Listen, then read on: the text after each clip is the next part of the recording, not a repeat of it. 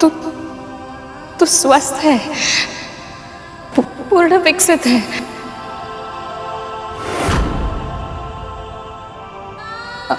अपने सामान्य रूप में आप पुत्र।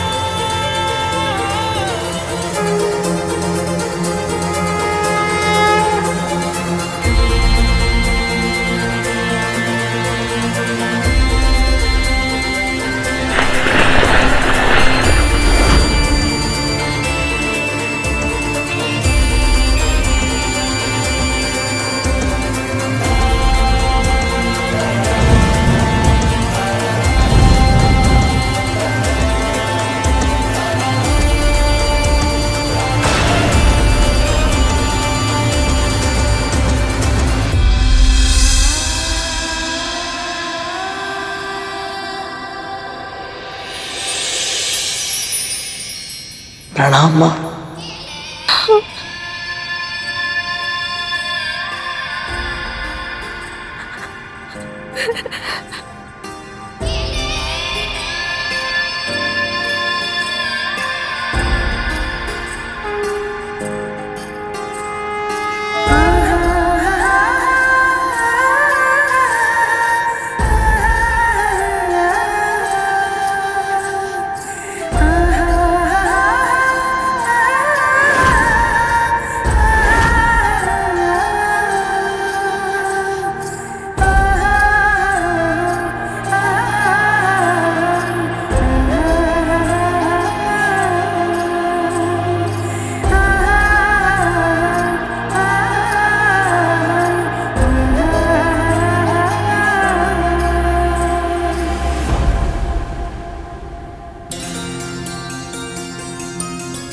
तेरा स्थान मेरे चरणों में नहीं, मेरे हृदय में है पुत्र।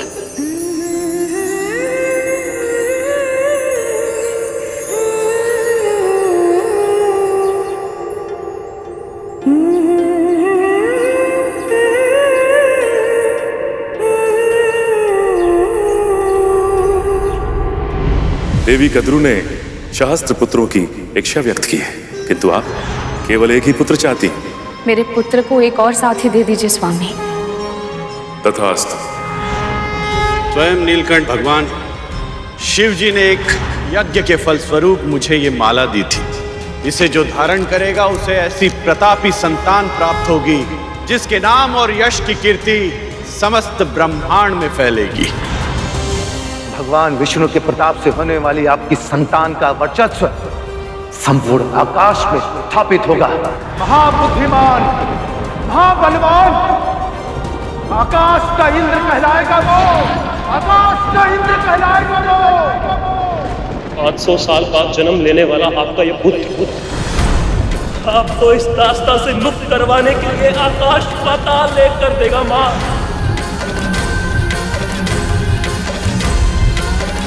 अपनी माँ के धैर्य की और कितनी परीक्षा लोगे तुम? क्या मेरी ममता तुम तक पहुंच नहीं रही? क्यों मेरी पुकार को अनसुना कर रहे हो? ऐसी कौन सी समाधि में लुप्त है प्रभु जो अपनी भक्त की पुकार आप तक पहुंच ही नहीं पा रही है? ना आपको इस माँ की पीड़ा दिखाई दे रही है, ना ही मेरी इन संतानों को।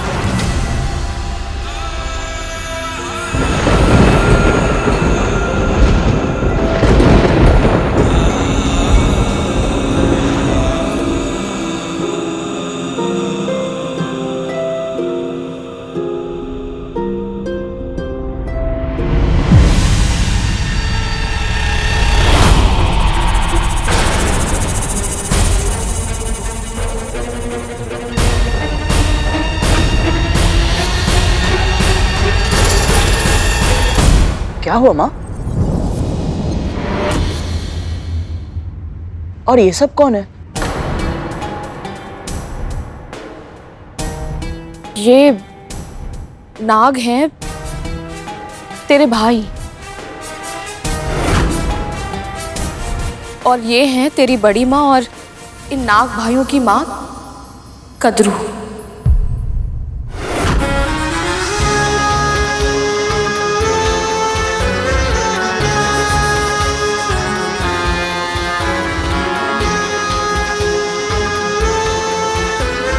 प्रणाम बड़ी माँ। मेरी भूल के लिए मुझे क्षमा कर दीजिए। वो मैं आपको और अपने भाइयों को पहचान नहीं पाया।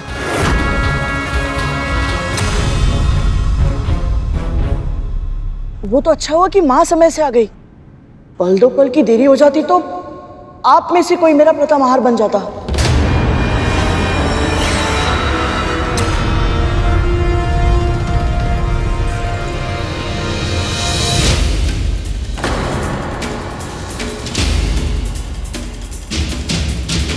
मुझे पूरा विश्वास है कि तुम्हारी माँ ऐसी भूल फिर कभी नहीं होने देगी, है ना विंता?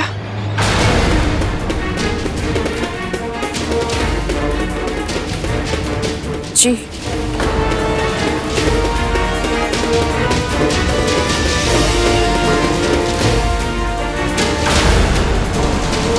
माँ आपको चिंतित लग रही है, क्या कारण है? तू कभी अपने होने वाले पुत्र को ये नहीं बताएगी कि तू मेरी दासी क्यों बनी और कैसे बनी।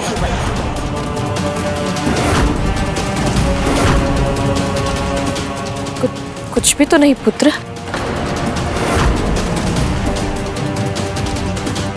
तू चल मेरे साथ चल, पहले नारायण का आशीर्वाद ले ले। चल आजा।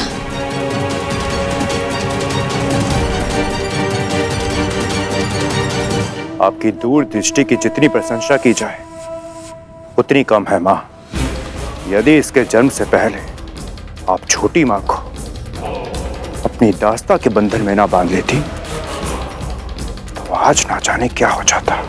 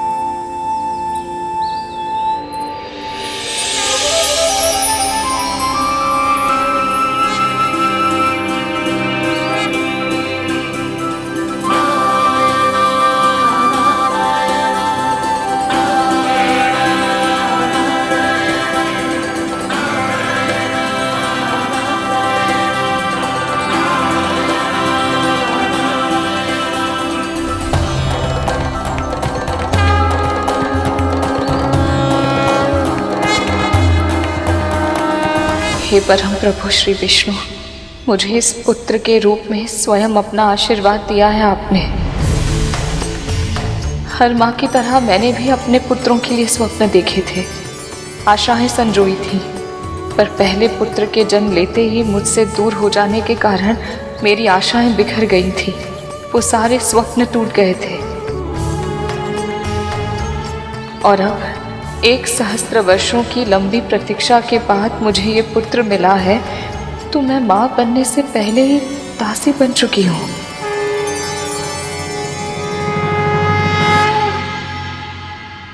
मुझे पता था प्रभु, जो मेरे भाग्य में है एक ना एक दिन मुझे भोगना ही होगा। बस ये नहीं पता था कि ऐसे इतना बड़ा आघात अपनी ही बहन के हाथों सहना पड़ेगा। पर अब अपने मन को शांत और मस्तिष्क को स्थिर रखने के लिए मुझे आपके मार्गदर्शन की आवश्यकता है प्रभु। मैं अपने दोषों से पहले पुत्र की रक्षा नहीं कर पाई, इसलिए अब मैं यही चाहती हूँ कि मेरे इस पुत्र पर मेरी तो क्या, संसार की किसी भी दोष की छाया न पड़े।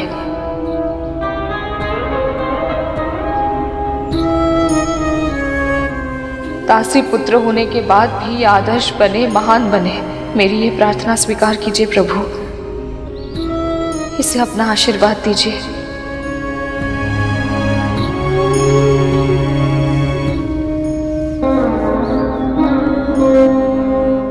मैं नहीं जानता, पर अनुभव कर सकता हूं कि मां को मेरे जन्म लेने की प्रसन्नता तो अवश्य है, पर कहीं ना कहीं इनका मन उदास भी है। मुस्कुराहट में अजीब सी झिझक है, माथे पर चिंता की रेखाएं हैं। हे प्रभु, मुझे इतनी भक्ति, बुद्धि और शक्ति दीजिए कि मैं अपनी माँ की हर उदासी, हर चिंता, हर दुख को दूर कर सकूं।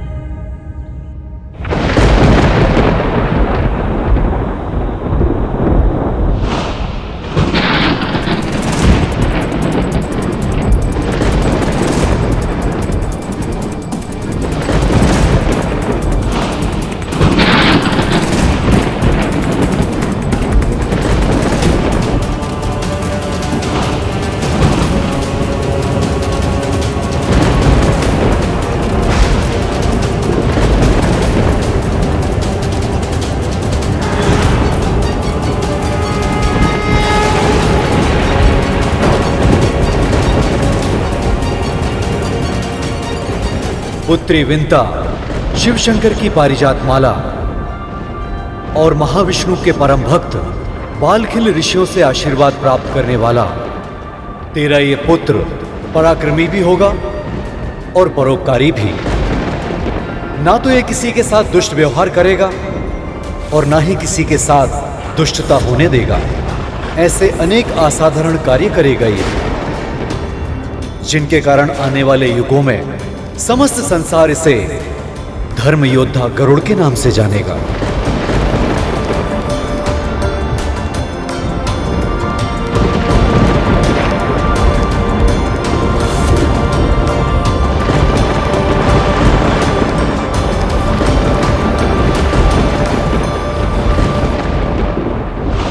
गरुड़,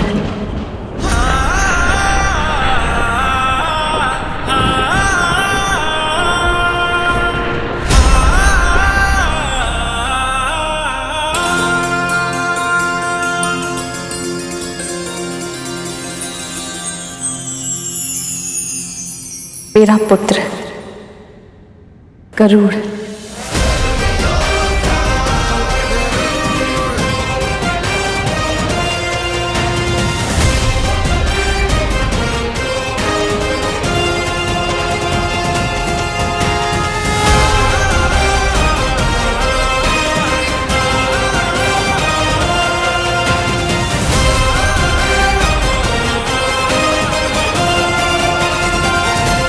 आयुष्मान भव, यशस्वी भव।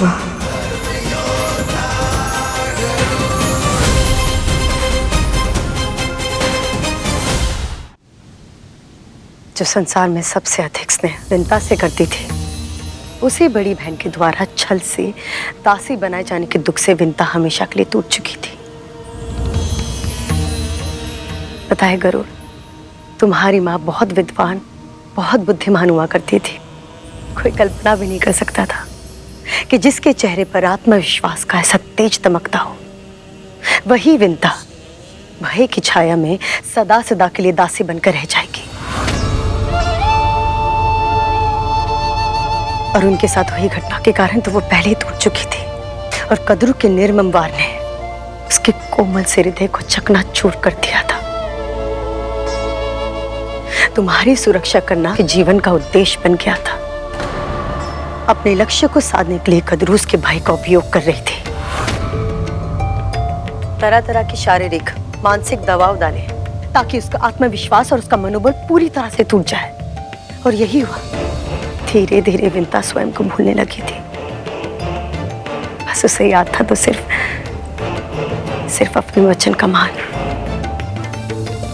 तुम्हारी माँ के लिए उसका वचन ही परम सत्य है और सत्य ही धर्म है। तुम्हारी माँ वायु के बिना जीवित रह सकती है, पर धर्म के बिना नहीं। इसलिए तो तुम्हारे इतने शक्तिशाली होने के बाद भी उसने अपना वचन निभाया और भविष्य में भी निभाएगी, फिर चाहे वो कद्रू उसके प्राण क्यों ना ले ले। सत्य कह रहे हैं आप। माँ के इन्हीं व्यवहारों के कारण मेरे मन में इतने सारे प्रश्न उत्पन्न हुए। कि दोनों बहन होकर एक महारानी और एक दासी क्यों?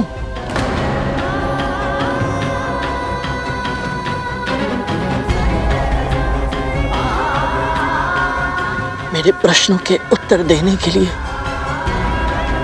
आपका बहुत बहुत धन्यवाद दीदी माँ। पर अब भी एक महत्वपूर्ण प्रश्न मेरे हृदय में सुलग रहा है कि मैं अपनी माँ के कष्ट मिटाने के लिए क्या करूं? कैसे दिलाऊं उन्हें इस दास्ता से मुक्ति? गरुड़, कुछ प्रश्नों के उत्तर हमें स्वयं ही ढूंढने पड़ते हैं। मुझे जो कुछ पता था मैंने तुम्हें सब बता दिया। अब मुझे अपने पुत्रों के पास जाना होगा। वो घायल है, उन्हें मेरी आवश्यकता है। मुझे जाने दो। अवश्य जाने दूंगा दीदी माँ, परंतु एक वचन लेने के बाद।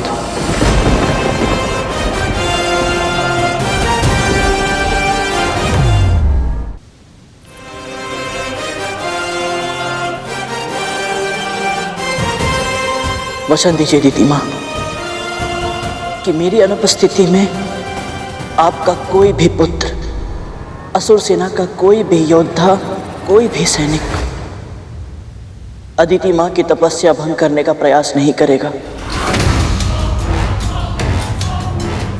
सब व्यर्थ हो गया। इस गरुड़ के कारण ना तो मैं अपनी समस्या का अंत कर पाई और ना ही कद्रों की। मैं तुम्हें वचन देती हूँ।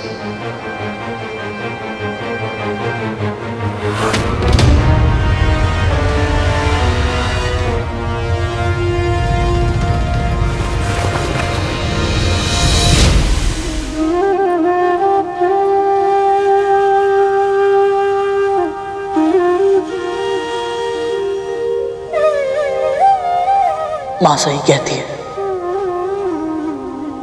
परमपिता श्री विष्णु रहस्यमय है और कृपा अवश्य करते हैं।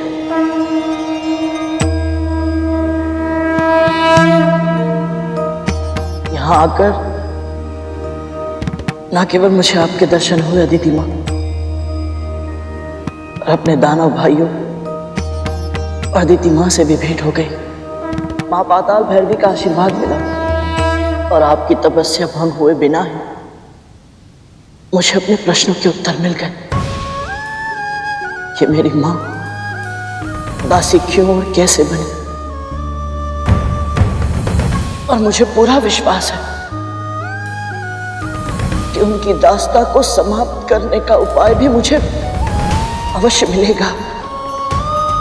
अदिति मां, मेरी इच्छा तो यही है कि मैं आपके सानिध्य में और रुकूं और आपकी तपस्या के दिव्य प्रकाश का लाभ प्राप्त करता रहूं। और अब मुझे जाना होगा। मेरी मां और नियति मेरी प्रतीक्षा कर रही है।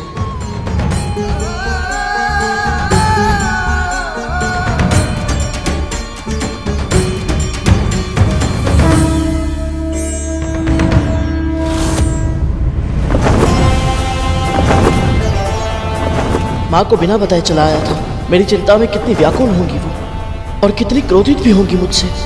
कैसे करूंगा उनका सामना?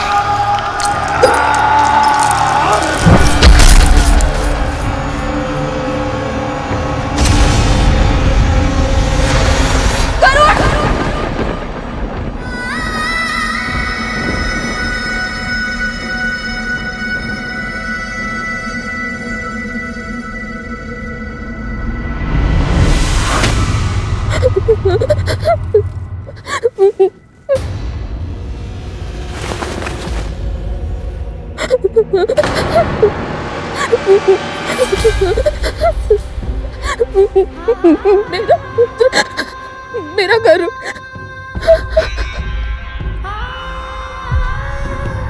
ये तो ऐसे विलाप कर रही है जैसे गरुड़ के प्राण ही चले गए हो। वाह, ये सोच कर ही कितना अच्छा लग रहा है। सच में यदि ऐसा हो जाए तो आनंद आ जाएगा। विंता, दीदी, मैं जानती हूँ, पहले भी अनेक बार मैंने आपसे कहा कि मुझे उसकी चिंता हो रही है, पर आज मेरे गरुड़ को। उठो, गहरी सांस लो, आराम से। अब बताओ क्या हुआ है। गहरी सांस लो, अच्छे से।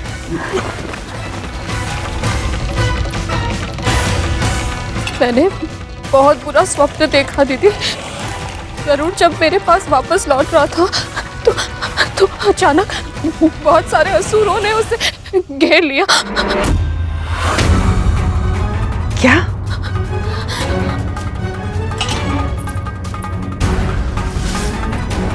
ठीक ठीक बता, क्या देखा तूने? गरुड़ ऊंचे आकाश में उड़ रहा था, तभी एक तीर उसके पंख में धंस गया।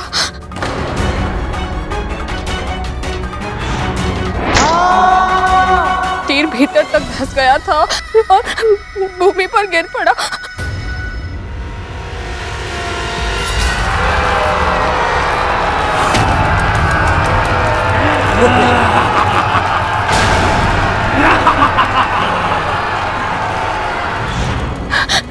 उसने असुरों का सामना करने की चेष्टा की, पर वो अकेला था।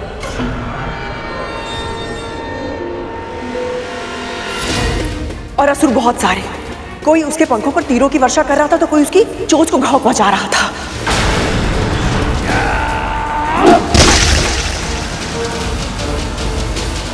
कोई उसके शक्तिशाली पंजों को तलवार से काट रहा था तो कोई उसकी आंखों को फोड़ रहा था।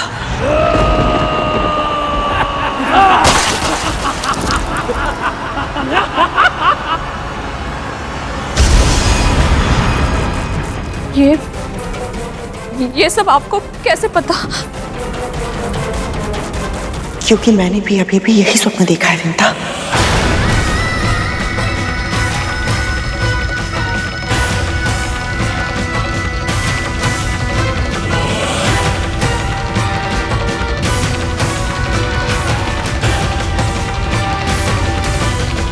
मैं जानती हूँ मेरी बात पर विश्वास करना तेरे लिए कठिन होगा, किंतु सत्य तो यही है ना विंता।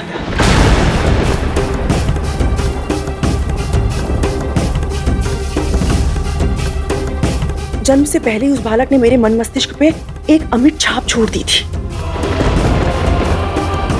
इसलिए एक अजीब सा जुड़ाव अनुभव करती हूँ मैं उसके साथ।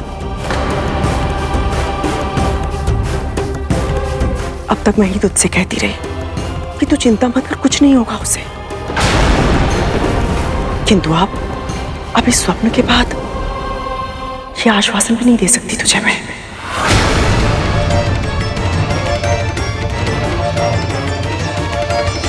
तू तो जानती है ना विंता, जब ब्रह्म मुहूर्त में दो व्यक्ति एक ही स्वप्न देखते हैं तो वो सपनावश ही। ऐसा मत कहिए दीदी। मेरे कहने ना कहने से सत्य बदल जाएगा क्या विंता? पहले तो तूने अपने पुत्र पर नियंत्रण खो दिया, अब तो तूने अपना पुत्र ही खो दिया। कितनी दुर्भाग्यशाली है तू। एक पुत्र अर्धविकसित उत्पन्न हुआ और दूसरा इतनी अल्पायु में उसने अपने प्राण गंवा दिए।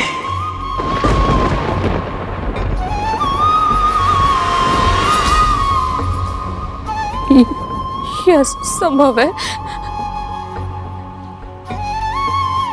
ऐसा नहीं हो सकता।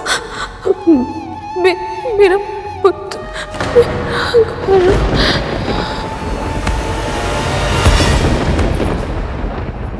विंता और गरुड़ का मन एक दूसरे से जुड़ा हुआ है, तो अवश्य कि उसका स्वप्न नहीं सत्य है।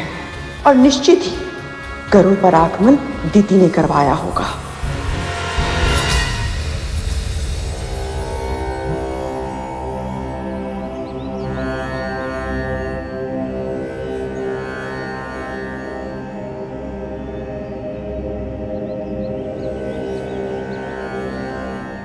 ॐ यमाय सोममनुनुत यामाय जुहुता हविः यमं ह यज्ञो गच्छति अग्निदूतो अलङ्कृतः ॐ यमाय सोममनुनुत यामाय जुहुता हविः यमं ह यज्ञो गच्छति अग्निदूतो अलङ्कृतः ॐ यमाय सोममनुनुत यामाय जुहुता हविः यमं ह यज्ञो गच्छति अग्निदूतो अलङ्कृतः ॐ यमाय सोममनुनुत यामाय जुहुता हविः यमं ह। गरुड़ के तन का आकार देखा है?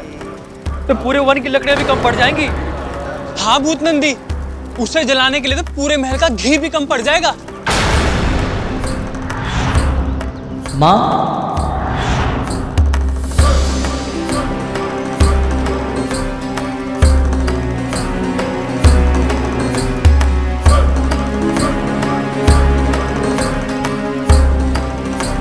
चलिए छोटी माँ। हाँ चलिए ना छोटी माँ, अब परंपरा के अनुसार ये कार्य तो अब आप ही को ही करना पड़ेगा ना। चलिए चलिए माँ।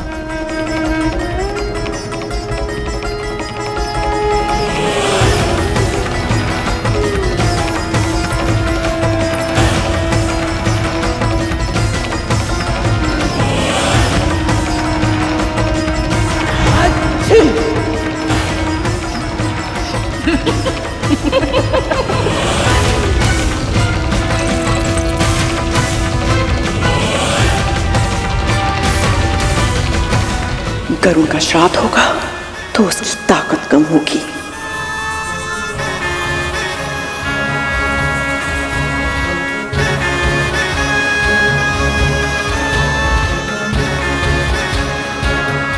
ये ले, डाल।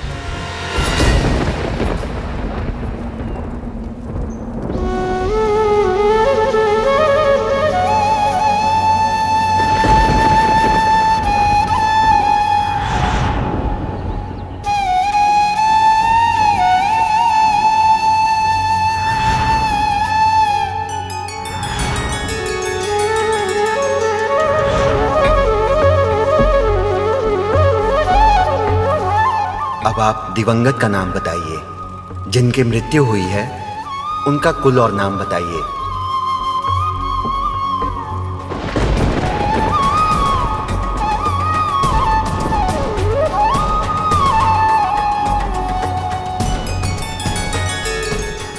समस्त संसार इसे धर्म योद्धा गरुड़ के नाम से जानेगा।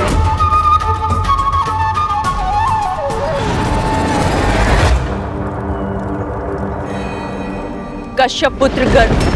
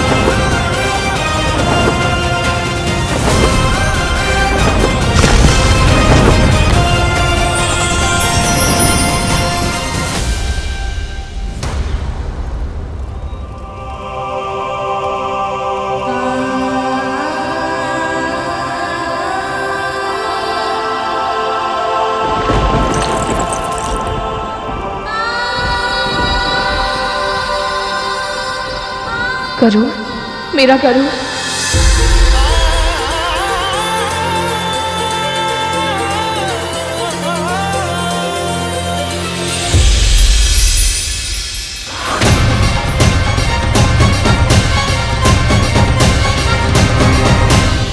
माँ,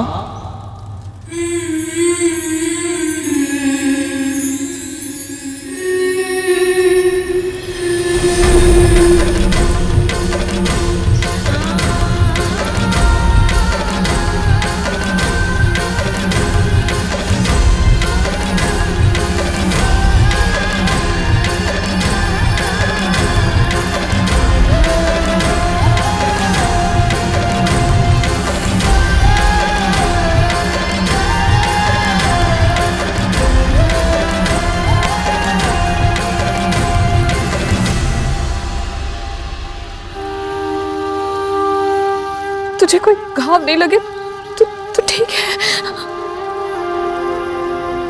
असुरों से बच कैसे गया ये? माँ ने तो कहा था कि असुरों को कोई पराजित नहीं कर पाएगा, फिर ये जीवित कैसे बच गया? तो ठीक है।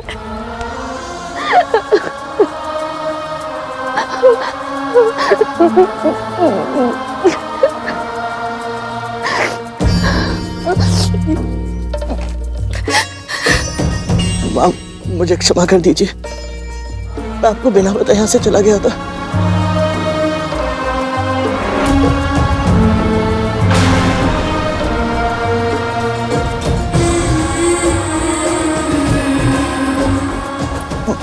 माँ, मैं जानता हूँ मैंने आपको बहुत दुख दिया है, आपका क्रोधित होना भी उचित है।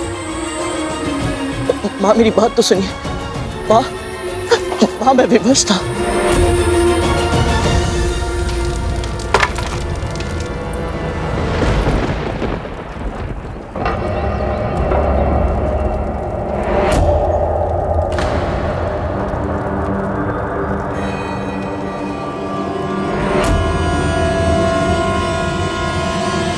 मेरी आज्ञा के बिना, मुझे बिना बताए घर छोड़कर तू गया कैसे?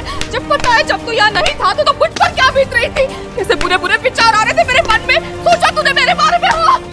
माँ, मुझसे बहुत बड़ी गलती हो गई, मुझे क्षमा कर दीजिए। जानबूझकर किया गया कार्य भूल नहीं, अपराध कहलाता है। जब पता था ना कि मैं तुझे महल से बाहर जाने की अनुमति नहीं दूंगी, इसलिए तूने मुझसे झूठ बोला। माँ, झूठ नहीं बोला, सत्य छुपाने का अपराध अवश्य किया है, पर मैं विवश था। माँ,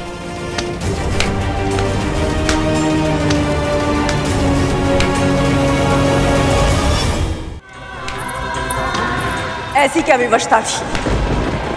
पूछ इससे, कहाँ गया था ये?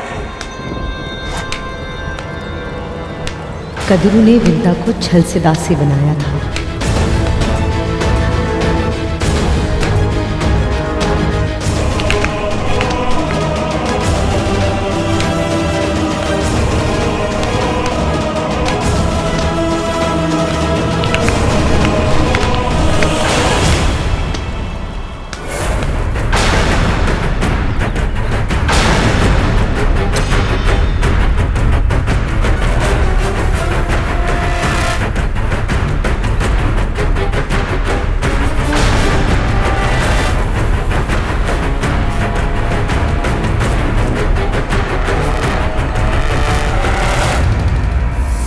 दोष मेरा ही है, मेरे ही अधिक लाड ने बिगाड़ दिया था तुझे।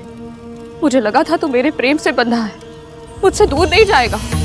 विश्वास था मुझे तू कहीं भी क्यों ना हो मेरी एक पुकार पर वापस लौट आएगा, पर वो भ्रम था मेरा।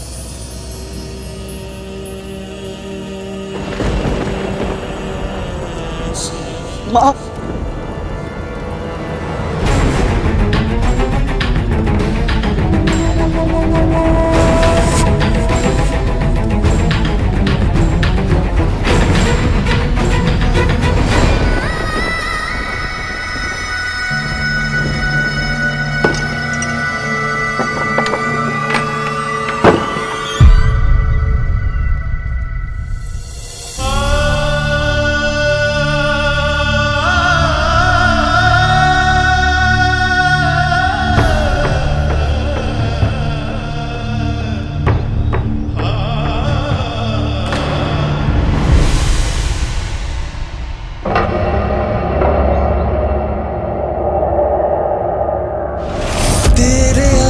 आंचल के कोने में मेरा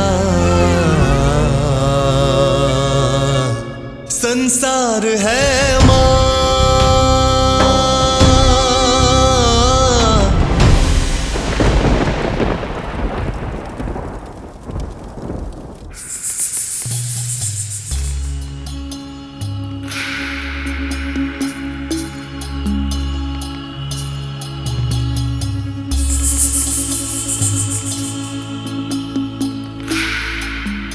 धूमल, ये असुर तो बड़े भीषण होते हैं ना?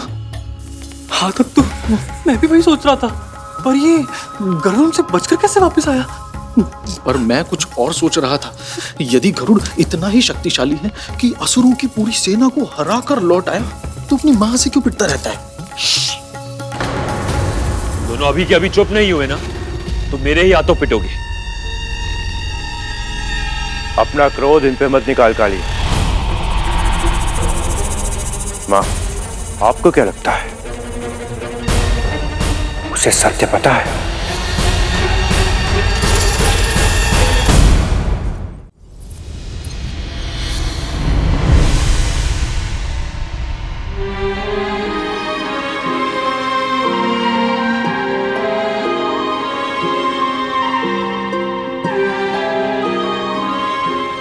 मैं जानता हूं आप मेरे लिए इतनी चिंतित क्यों होती हैं। पहला पुत्र अर्धविकसित उत्पन्न हुआ और सदैव के लिए आपसे दूर चला गया। कहीं दूसरे पुत्र को भी कुछ ना हो जाए, इस कल्पना से ही घबरा जाती हैं आप। पर अब आपको ऐसे भयभीत रहने की आवश्यकता नहीं है। झूठ के बादल छट चुके हैं, सत्य का सूर्योदय हो चुका है। मैं जान चुका हूं कि आपको दासी छल से बनाया गया था, और अब मैं इस छल का जाल तोड़ूंगा। मैं आपको दास्ता से मुक्ति अवश्य दिलाऊंगा माँ। जीवन को जीव दिया तूने माँ, संसार से परिचय कराया तूने माँ। उन ईश्वर से भी लड़ जाऊंगा जो तू मुझसे। मुझे पता है गरुड़, तू अपने प्रश्नों के उत्तर खोजने गया था। मैं ये तो नहीं जानती कि तुझे तेरे उत्तर मिले या नहीं, पर ये अवश्य जानती हूँ कि कोई भी प्रश्न और कोई भी उत्तर मेरे उस वचन को नहीं तोड़ सकता जो मैंने कद्रू दीदी को दिया था। तेरे आंचल के कोने में मेरा। विंता अपने प्राण त्याग देगी, किंतु अपना वचन कभी नहीं तोड़ेगी, ये भली भांति जानती हूं मैं। और अब इस आश्वासन के सहारे मैं हाथों पर हाथ रखकर नहीं बैठ सकती। उस गरुड़ की आंखों में मैंने अपने लिए क्रोध, घृणा और तिरस्कार देखा है। उस दिन तो मैंने उसे दंड देकर चुप करवा दिया था, किंतु अब मात्र दंड से कार्य सिद्ध नहीं होगा। कोई ना कोई जानकारी उसे अवश्य है जो नहीं होनी चाहिए थी। अब अपनी अगली चाल निर्धारित करने से पहले मेरे लिए जानना आवश्यक है कि उसे क्या पता है।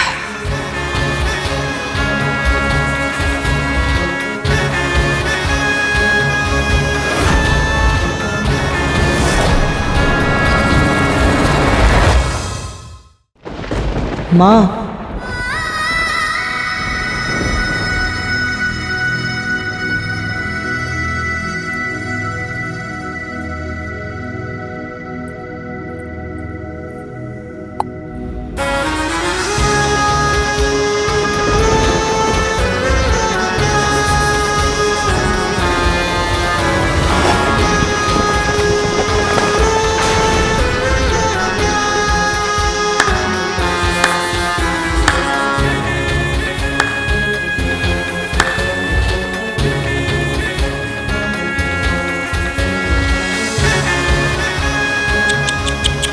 क्या हुआ? मां नहीं मानी? मानेगी भी नहीं, क्योंकि इस बार तूने केवल उसकी अवज्ञा नहीं की है, मेरी भी की है। और वो अच्छे से जानती है कि इस बात का कितना बड़ा मूल्य चुकाना पड़ेगा तुम दोनों को।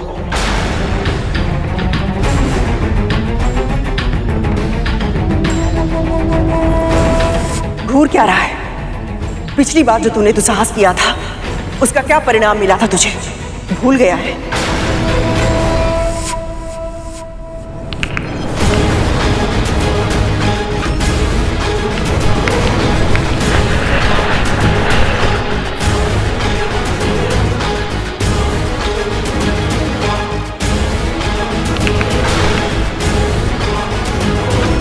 मुट्ठी बीच रहा है, आक्रमण करेगा मुझ पे। क्या किया है मैं? किस बात का क्रोध है मुझ पर?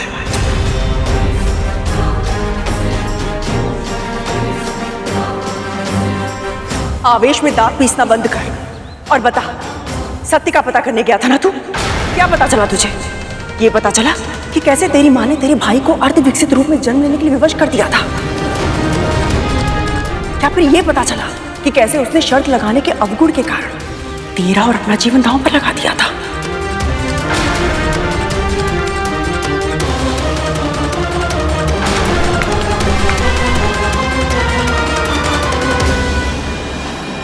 ये मुझे उकसाने का प्रयास कर रही है ताकि मैं आवेश में आकर वो कर जाऊं जो ये मुझसे करवाना चाहती है, पर मैं इनकी चाल का मोहरा नहीं बनूंगा।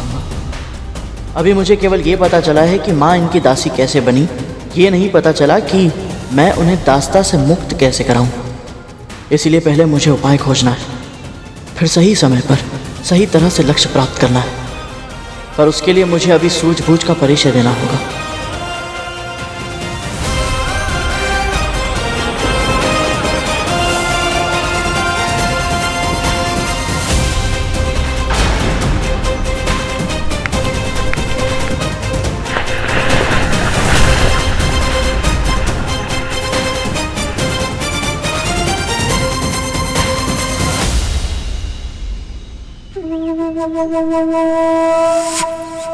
इसका अर्थ है तू मुझे सत्य नहीं बताएगा।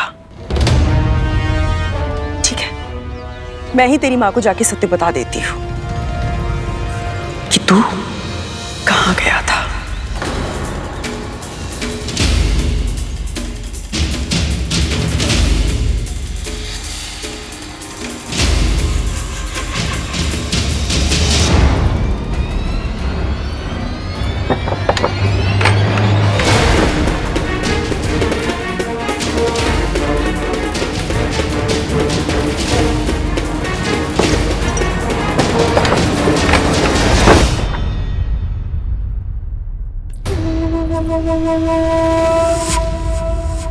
अपने प्रभु विष्णु जी को जितना प्रसन्न करना है तुझे कर ले विंता, पर मूर्खता करने पर प्रभु एक ही बार सहायता करते हैं, बार बार नहीं। क्या कहना चाहती हैं आप? तुझे क्या लगता है तेरा मेरा स्वप्न पूरा क्यों नहीं हुआ? ये तेरी पूजा का फल था, तेरे पुण्य कर्म थे जो आज तेरा पुत्र जीवित है, वरना होना तो वही था जो तूने और मैंने स्वप्न में देखा था।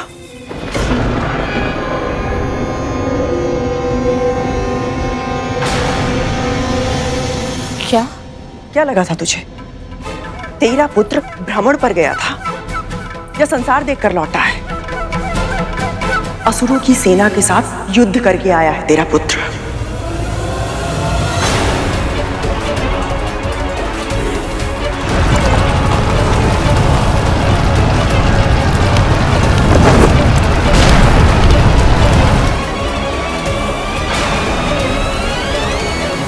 गरुड़ अपने प्रश्नों के उत्तर ढूंढने के लिए अदिति दीदी तक पहुंच गया था।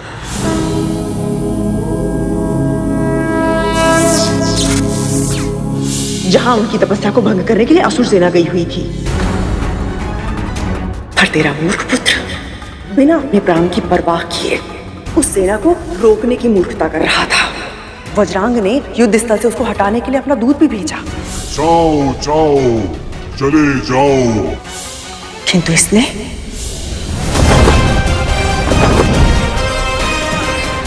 इस तप की रक्षा का लिया है मैंने संकल्प। युद्ध भी अवश्य करूंगा यदि ना रहा कोई विकल्प। बालक समझकर वज्रांग स्वयं उसे समझाने गया था, किंतु समझने के स्थान पर उसने असुर सेना के सेनापति वज्रांग को ही चुनौती दे दी। मैं बल का प्रयोग नहीं करना चाहता। आपके पास विकट दैत्य, इतनी बड़ी सेना है, किंतु मैं भी दुर्बल नहीं। ये सब उसने तुझसे ही सीखा है ना विंता? अदिति के तप स्तर पर रक्षा रेखा खींच दी और उस रक्षा रेखा को पार करने के लिए सेना को ललकार दिया। यदि आपकी सेना का कोई एक भी योद्धा इस रेखा को पार कर लेगा, मैं स्वयं अपनी हार मानकर यहां से चला जाऊंगा। विश्वास नहीं हो रहा ना तुझे कि तेरा पुत्र सत्य में इतना मूर्ख है? वज्रांग ने उसे प्रेम से बहलाने फुसलाने का भी प्रयास किया, भोजन भेजा उसके लिए, किंतु उसने क्या किया?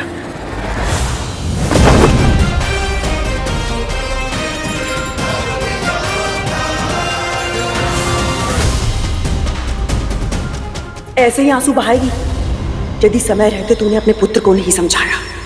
इतना कुछ होने के बाद भी वो नहीं रुका, अपने प्राणों को दांव पर लगाकर एक के बाद एक असुर से युद्ध करता रहा। यहां तक कि स्वयं पाताल भैरवी भी आई थी उसे वज्रांग के मार्ग से हटाने के लिए, किंतु गरुड़ ने उनके क्रोध की परवाह नहीं की, अपना स्थान नहीं छोड़ा। अदिति दीदी के तप की रक्षा के लिए डटकर खड़ा रहा तेरा मूर्ख पुत्र। तू मारा जाएगा गरुड़। यदि यही मेरी नियति है तो फिर मैं चाहकर भी इसे बदल नहीं सकता। और जब स्वयं पाताल भैरवी ने उसके प्राण लेने का निश्चय किया तो अपनी अंतिम इच्छा पूरी करने की विनती करके शिव शंकर की पूजा करने लगा।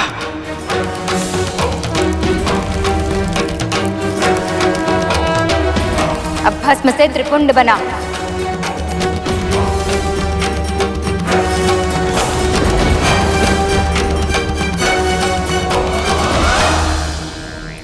तुझे तेरे पुत्र को और भी अनुशासन में रखना होगा विंता, ताकि वो ऐसी मूर्खता कभी ना करे।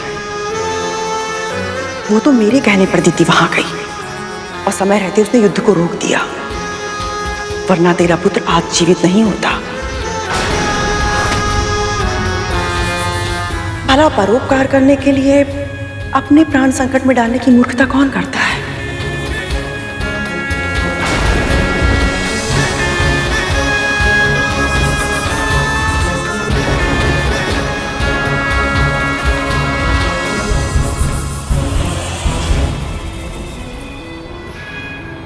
अब आएगा आनंद।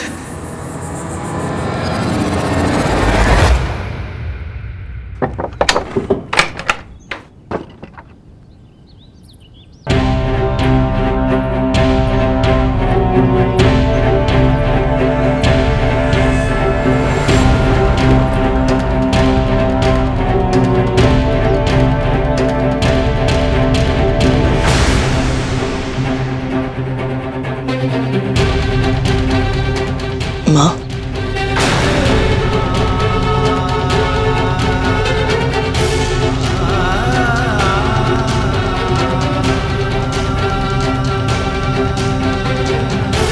मुझे क्षमा कर दीजिए माँ। मैं इतनी बड़ी भूल फिर कभी नहीं करूंगा। पर मैं चाहती हूँ तू ऐसी भूल बार बार करे।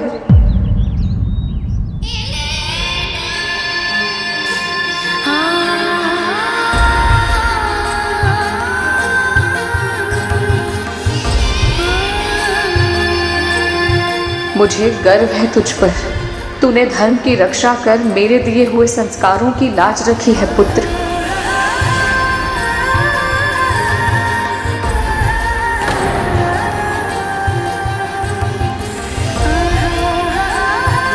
मुझे तो लगा था कि मेरी बातें सुनकर विंता गरुड़ को दंड देगी, किंतु ये क्या हो रहा है?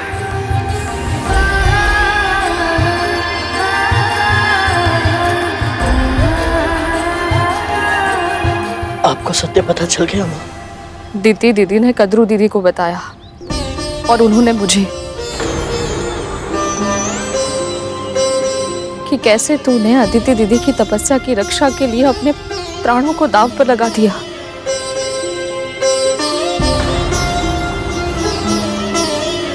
मेरा पुत्र इतना बड़ा हो गया और मुझे पता ही नहीं चला।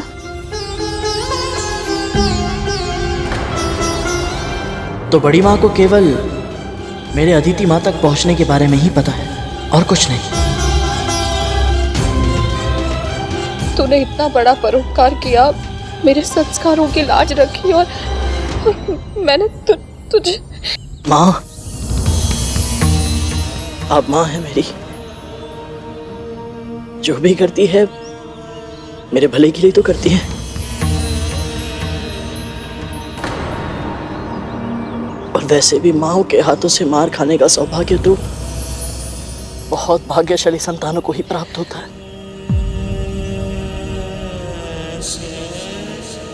और यदि एक बार मार खा लो तो बहुत देर तक भूख भी नहीं लगती, कैसी माँ हूँ मैं। तू इतने समय बाद इतनी लंबी यात्रा करके आया है और मैंने तुझसे ये तक नहीं पूछा कि तुझे भूख लगी है कि नहीं। तू चल अभी मेरे साथ चल, मेरे सामने आंखें करके अपना आहार कर। मेरा बनाया भोजन तेरी भूख नहीं मिटा सकता तो क्या हुआ, मैं तुझे खाते देख प्रसन्न तो हो सकती हूँ ना। सच माँ, आप मेरे साथ चलेंगी?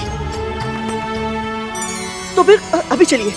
मुझे पता है मेरी यात्रा के बारे में आपको बहुत कुछ बताना है। माँ, मैंने बहुत कुछ नया देखा, बहुत जाना, सब कुछ समझा। मैं सब कुछ बताऊंगा आपको।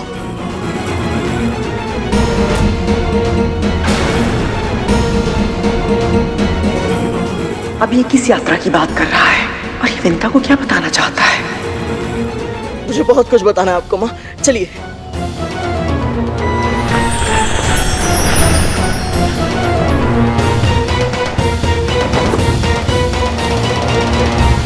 अवश्य गरुड़ को मेरे सत्य के विषय में कुछ ना कुछ ज्ञात है, किंतु क्या हो सकता है दीदी को इस विषय में कुछ ज्ञात हो?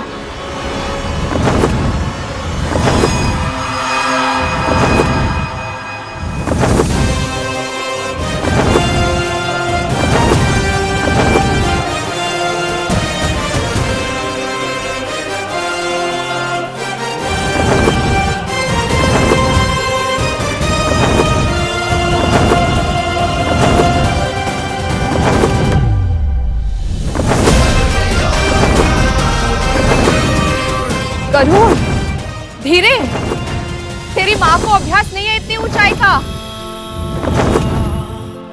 महाप्रभु विष्णु, मेरे जीवन को इस पुत्र के रूप में साक्षात आनंद से भर दिया है आपने। अपना आशीर्वाद हम दोनों पर सदैव बनाए रखिएगा।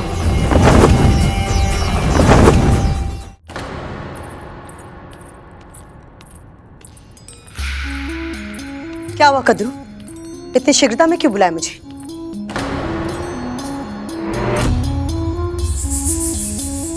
ये देना था तुम्हें।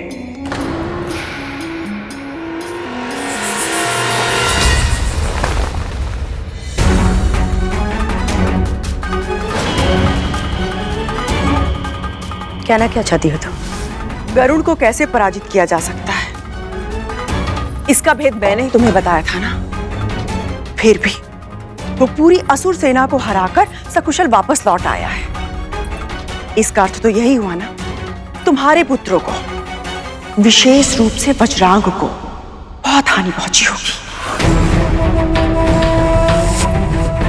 तन के घाव तो ये औषधि दूर कर देगी, किंतु जो आत्मविश्वास घायल हुआ है उसे कैसे ठीक करोगी तुम?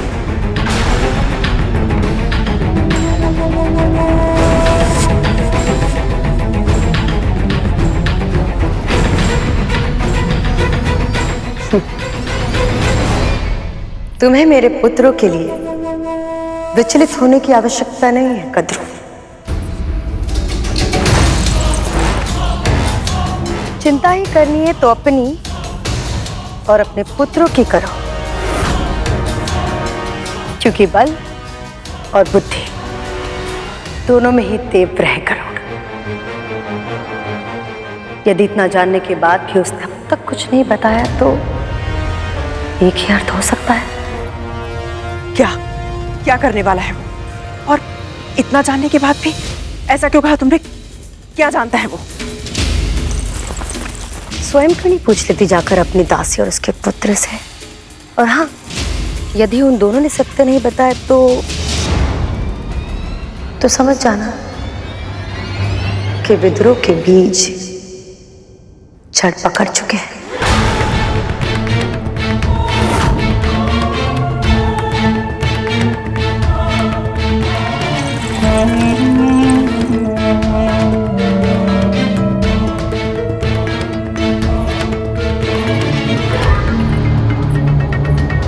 तो क्या करूं? सब कुछ जानता है। यदि हाँ, तो अब तक शांत क्यों है? क्या उसका ये मौन किसी बहुत बड़ी आंधी का सूचक है?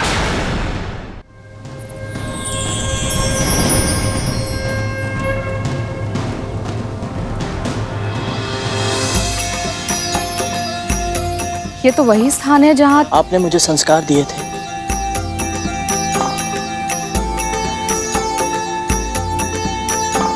मैंने तो केवल इस धागे में गांठें लगाई, पर तूने मेरी हर बात पर अपने मन में गांठ बांधी, मेरे वचनों को स्मरण रखा और उन्हीं के अनुरूप कर्म किया।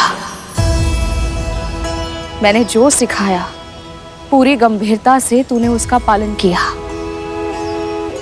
तो उसका पालन ना करने का भी विकल्प था क्या मेरे पास? ये बात मेरे मस्तिष्क में आई कैसे नहीं?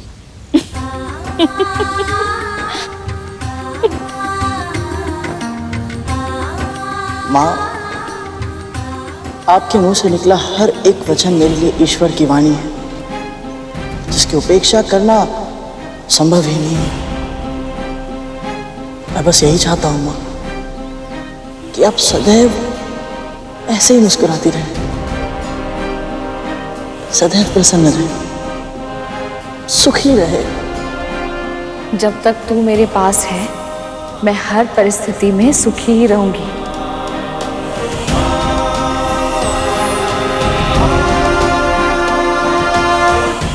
हमारी माँ दीदी ने इसे वचन दिया था कि हम असुर देव माता अदिति को सुरक्षित छोड़ देंगे, पर यह वचन नहीं दिया था कि हम इस पक्षी और इसकी मां पर आक्रमण नहीं करेंगे।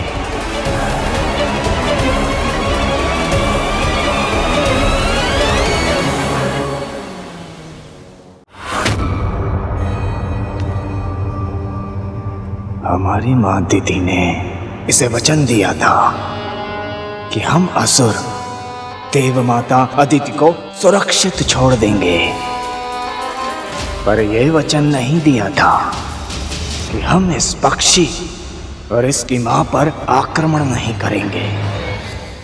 अब जा तू अपना आखेट कर ले, मैं यहीं बैठकर विष्णु जी का ध्यान करती हूँ। अवश्य, पर उससे पहले आप अपनी आंखें बंद कर दीजिए। आंखें बंद कर लूं? हाँ, कीजिए ना माँ।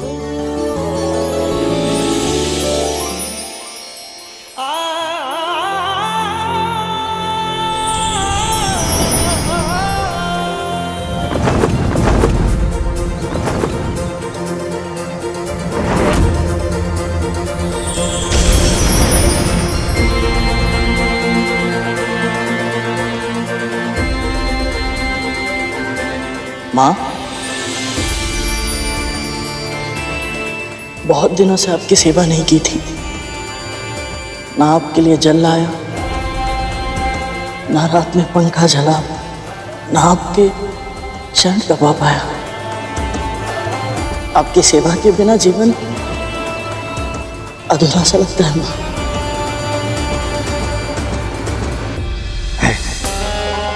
एक बार संतान बड़ी हो जाए, समर्थ हो जाए, फिर तो वो अपने माता पिता का मुख भी नहीं देखती।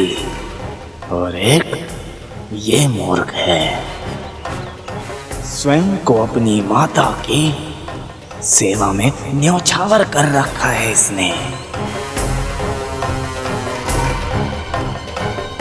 तभी तो हमारे साथ युद्ध में हर समय माँ माँ की रट लगा रखी थी इसने।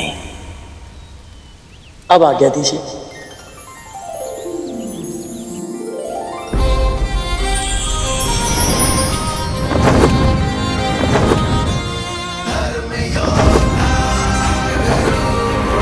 अब मिला प्रतिशोध लेने का अवसर।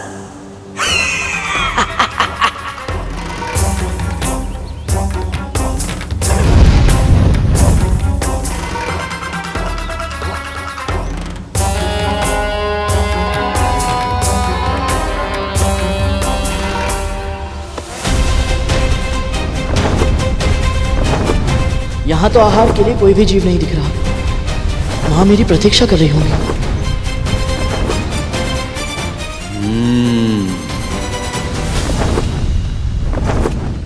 ये मेरी माया का चमत्कार है गरुड़। मैंने सभी जीवों को तुम्हारी दृष्टि से ओझल कर दिया है।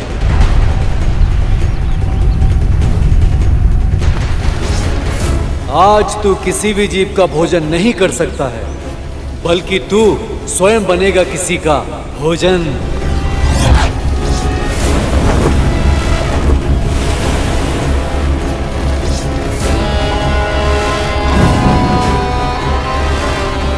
हे भोलेनाथ, हे दीनानाथ, मेरी सहायता कीजिए। हे भोलेनाथ, मेरी सहायता कीजिए, अपने भक्तों पर कृपा कीजिए। हे भोलेनाथ, अपने भक्तों की सहायता कीजिए। हे दीनानाथ, मुझ पर दया कीजिए। तुम कौन? भयभीत मत होइए, मैं आपकी सहायता करने के लिए आया हूँ। तुम कौन हो बालक? तुम मेरी क्यों सहायता करना चाहते हो? बस आप यही समझ लीजिए कि मैं भी आप ही की तरह एक भक्त हूँ। और रहा प्रश्न आपकी सहायता करने का, तो मेरी माँ कहती है जब भी परोपकार करने का अवसर मिले तो हिचकिचाना मत। भोलेनाथ, तुम्हें आशीर्वाद दे बालक। बस मेरा एक काम कर दो, इस मटके में जल भरकर मेरी कुटिया तक छोड़ दो। बस इतनी सी बात? मैं अभी गया और अभी आया। लाइए।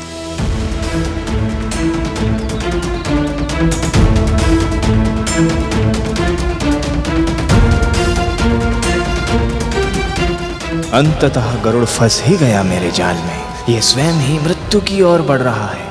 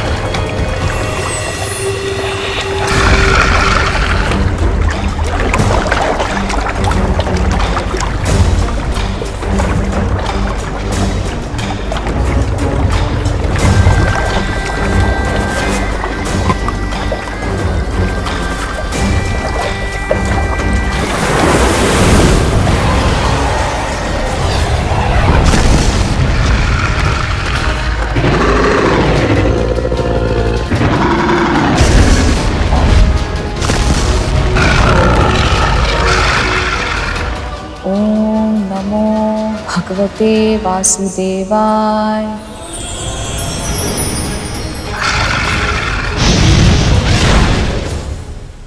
ये संघर्ष तेरी मृत्यु की आहट है गरुड़। ओम नमो भगवते वासुदेव। गरुड़, अब तक तो उसे लौट आना चाहिए था। वो ठीक तो है?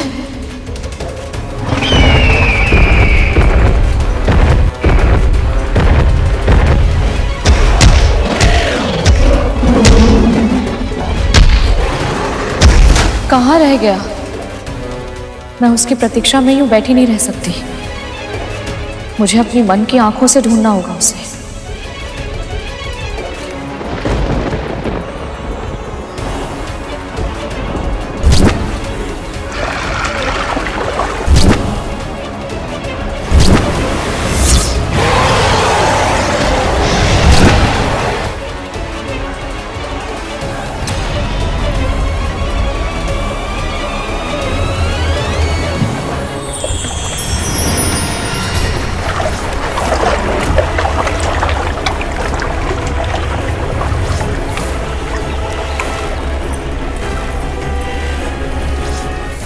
गरुड़,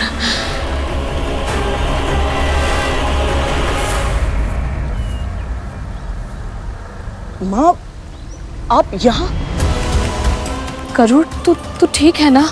तुझे कुछ हुआ तो नहीं है? माँ, मैं ठीक हूँ। मैं बस अभी आया। गरुड़, तू उसका पीछा क्यों कर रहा है? तू भूमि और आकाश का वासी है, जबकि वो मकर जलचर है।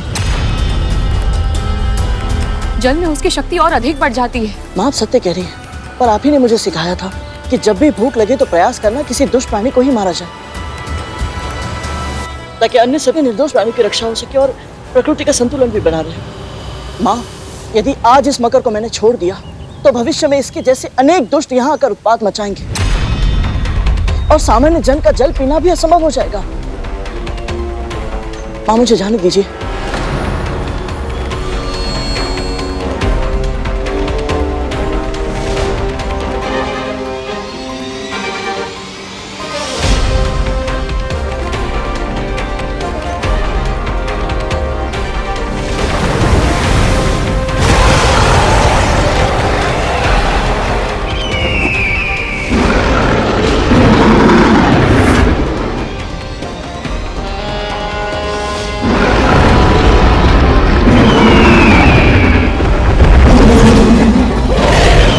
यमराज को इतनी प्रतीक्षा मत कराओ मगरराज, शीघ्र ही शिकार करो इस पक्षी का। मेरे पुत्र की रक्षा कीजिए प्रभु। ओम विष्णवे नमः।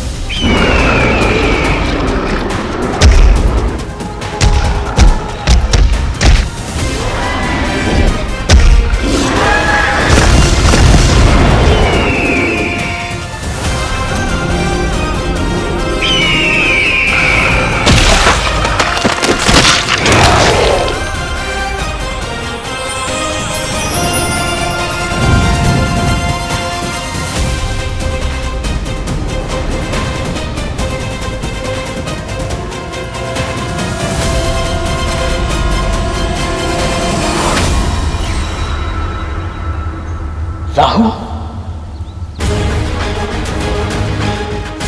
तो ये सब इसी का षड्यंत्र था।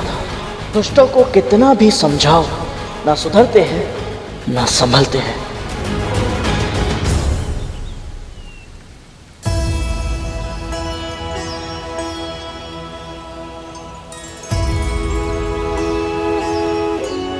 अब शांत हुई तेरी भूख? बुराई का नाश करके केवल भूख ही नहीं, मन भी शांत हो गया माँ। चल अब घर चलते हैं, कद्रू दीदी प्रतीक्षा कर रही होंगी।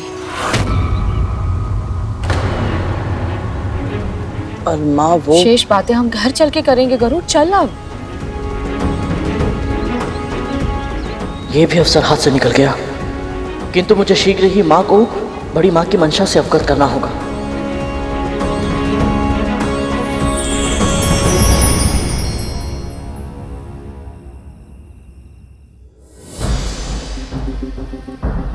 कहाँ रह गए ये दोनों? मां, यदि गरुड़ को सारा सत्य पता चल चुका है तो फिर वो अभी तक मौन क्यों है? मैं भी वही सोच रही हूँ तक्षक। कहीं ऐसा तो नहीं कि ये दोनों माँ पुत्र भोजन के बहाने हमें ही भोजन बनाने का षड्यंत्र रच रहे हो? मुझे कैसे पता होगा कालिया? आपने इतना पूछा फिर भी गरुड़ कुछ नहीं बोला, क्यों माँ? हाँ माँ, अगर हमें पता ही नहीं चलेगा कि उसे क्या पता है वो कितना, तो हम नियंत्रण में कैसे रख पाएंगे? प्रश्न प्रश्न प्रश्न, तुम लोगों को केवल प्रश्न पूछने के लिए जन्म दिया है ना मैंने। एक वो गरुड़ है जो अपनी माँ के लिए आकाश पाताल एक कर रहा है, और तुम लोग उल्टे सीधे प्रश्न करके मेरी चिंता बढ़ा रहे हो। जब कुछ करते तब भी डांट पड़ती है और जब कुछ नहीं करते तब भी डांट पड़ती है।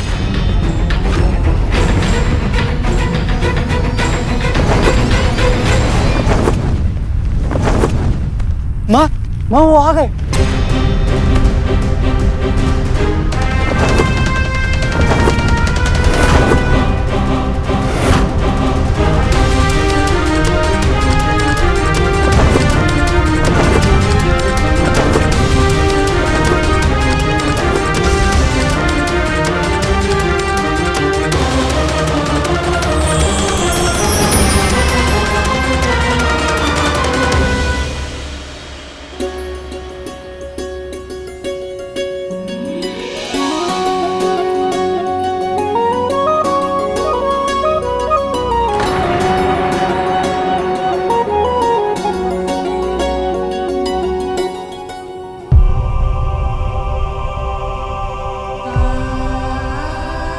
ये घाव कैसे लगे तुझे?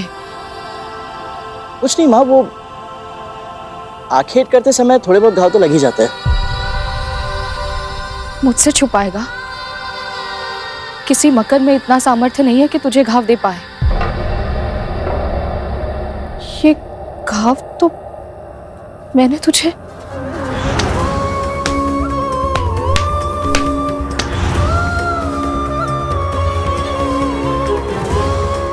माँ, कुछ नहीं हुआ है मुझे। कैसे नहीं हुआ? तुझसे बिना कुछ पूछे इतना मारा और तू भी चुपचाप मार खाता चला गया। इतने विकट असुरों से युद्ध करके आया, तुझे कुछ नहीं हुआ और मेरे मारने से इतने घाव। ये संसार में किसी के भी प्रहार का कोई भी प्रभाव नहीं पड़ता मुझ पर, और जब आप मारेंगी तो कष्ट होगा ना माँ।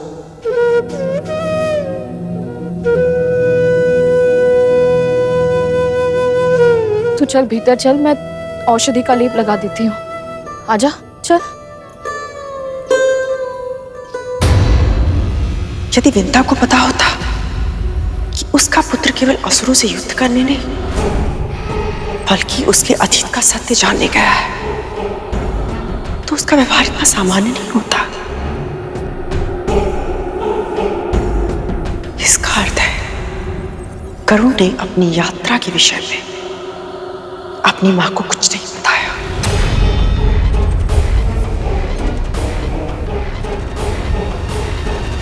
पर क्यों?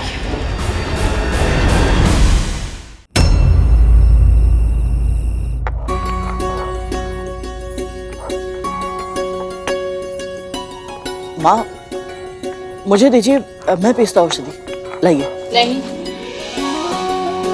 चोट भी खाएगा और औषधि भी स्वयं बनाएगा तो माँ क्या करेगी? पर माँ, गरुड़, जैसे तुझे मेरी सेवा करके आनंद मिलता है वैसे ही मुझे भी तेरे लिए कुछ करके प्रसन्नता मिलती है। तू अपनी माँ को प्रसन्न नहीं देखना चाहता? जा वहां जाकर बैठ जा।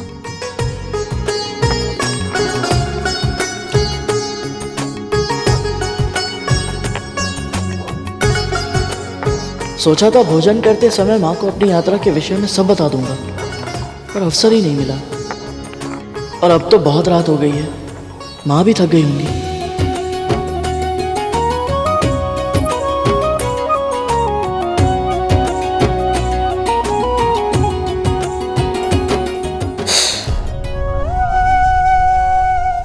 औषधि लगा रही हूँ तो जलन हो रही है, जब मार रही थी तब तो आ तक नहीं की। उस समय तो मेरा पूरा ध्यान आपके दुख पर था ना माँ। तो अब भी अपना ध्यान कहीं और केंद्रित कर ले। चल बता, तुझे कैसे पता चला कि अदिति माँ कहाँ तपस्या कर रही हैं और उन्हें तेरी सहायता की आवश्यकता है? वो तो मुझे प्रभु श्री विष्णु के संकेत से पता चला था। प्रभु श्री विष्णु के संकेत से? यही उचित अवसर है माँ को सब सत्य बताने का। मैं आपको आरंभ से सब कुछ बताता हूँ। क्या हुआ? तू इतना गंभीर क्यों हो गया? ऐसा क्या बताने वाला है तू? माँ, मैं आपकी दास्ता की कथा जानने के लिए आपको बिना बताए वैकुंठ गया था।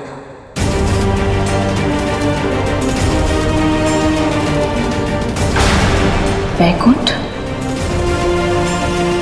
पर वहां कोई भी प्राणी इस देह के साथ नहीं जा सकता। यदि माँ का आशीर्वाद साथ हो तो असंभव भी संभव है। माँ, स्मरण है आपने मुझे 7 और 2 लोगों के बारे में बताया था। मैं एक एक करके सबके पार गया।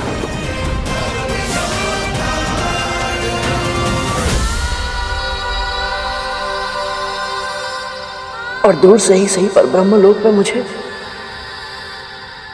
पिताजी के दर्शन हुए माँ। सत्य? हाँ माँ, पिताजी के मुख पर जो तेज था ऐसा मैंने कहीं नहीं देखा। वो तेज, उसकी आभा सबसे अलग है पुत्र। ऋषियों में सर्वप्रथम है। ब्रह्मा, विष्णु, महेश सब उनका सम्मान करते हैं। उनकी अर्धांगिनी होना मेरे लिए गर्व की बात है। और तू भी बहुत भाग्यशाली है पुत्र। कि तू उनका पुत्र है। सत्य कहा माँ आपने। मैं सचमुच बहुत भाग्यशाली हूँ। पता है माँ, पिताजी को देखकर जब मैं मंत्रमुग्ध हो गया था तो उन्होंने मुझसे क्या कहा? पुत्र गरुड़, एक बार किसी कार्य को करने का निश्चय कर लो तो फिर मन को भटकने नहीं देना चाहिए। जाओ और अपने लक्ष्य को पूरा करो। इसका अर्थ है स्वामी ने गरुड़ की इस सत्य जानने के लिए की गई यात्रा का समर्थन किया। तेरे पिता सांसारिक विषयों में आसक्त नहीं होते, उनसे उदासीन रहते हैं,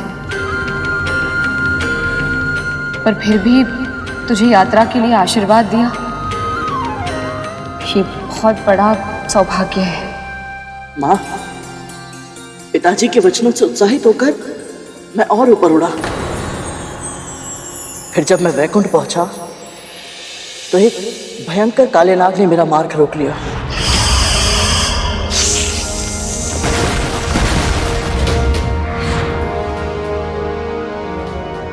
अनंत, मेरा पुत्र शेषनाग। माँ, मैं तो शेष भैया को जानता था, पर वो मुझे नहीं जानते थे। उन्हें ऐसा लगा कि कोई असुर प्रभु विष्णु की तपस्या को भंग करने के लिए आया है, इसीलिए उन्होंने मुझ पर आक्रमण किया।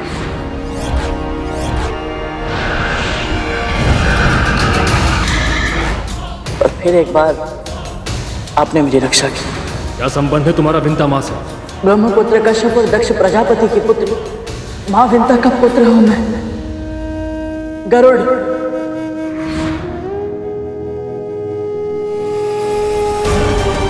शेषनाग ने मेरा पुत्र होते हुए भी इस विंता का साथ दिया।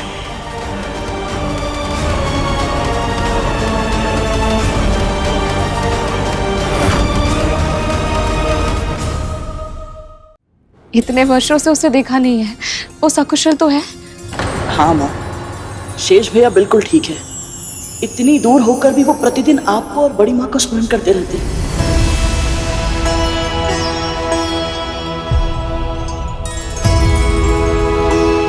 अब पता है माँ, प्रतिदिन वो प्रभु विष्णु से भी पहले बड़ी माँ का नाम लेकर अपना दिन आरंभ करते हैं। कद्रू दीदी ये सुनकर बहुत प्रसन्न होंगी। वो बताती नहीं है, पर मैं उनके हृदय को जानती हूँ। अनंत और वासुकी के दूर चले जाने के कारण वो बहुत दुखी हो गई थी। जहां जाना चाहते हो जाओ, जहां जाओ सुखी रहना।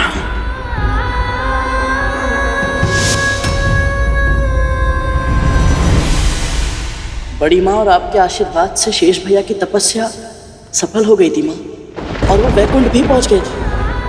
पर अभी तक उनकी भेंट प्रभु श्री विष्णु और माँ लक्ष्मी से नहीं हो पाई, क्योंकि माँ लक्ष्मी के समुद्र में समा जाने के बाद प्रभु श्री विष्णु तपस्या में लीन हो गए। माँ,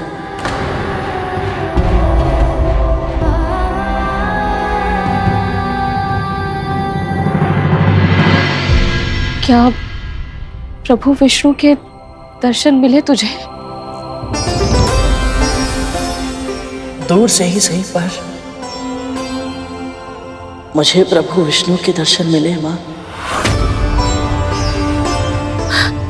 तो बोल ना, कैसे दिखते हैं मेरे प्रभु? उनके निकट होने पर जिस दिव्यता, जिस पवित्रता का आभास होता है, उसका वर्णन शब्दों में करना संभव है माँ। और आपका आदेश है तो प्रयास अवश्य करूंगा।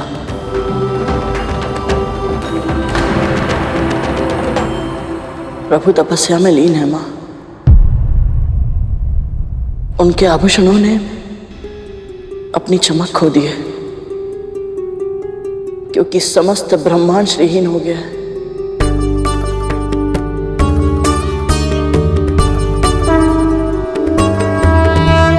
ऐसी स्थिति में भी उनके व्यक्तित्व से ऐसी आभा प्रकट होती है माँ, जिसमें सहस्त्र सूर्यों से भी अधिक प्रकाश है, पर ना तपन है, ना जलन, बस शीतलता है, सौम्यता की अद्भुत शीतलता।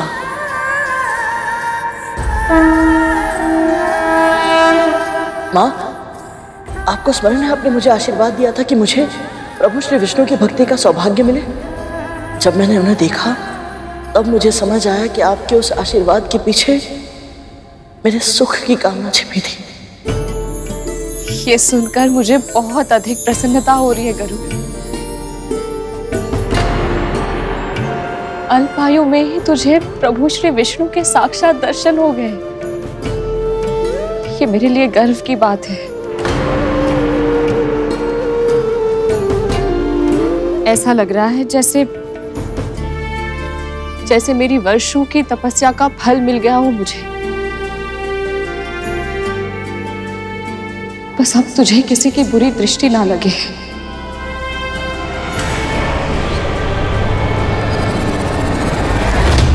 कब तक ये इधर उधर की बातों में समय नष्ट करता रहेगा?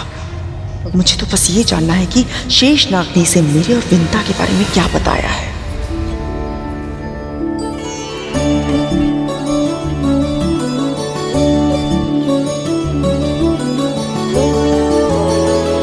गरुड़, अनंत ने क्या कहा तुझसे?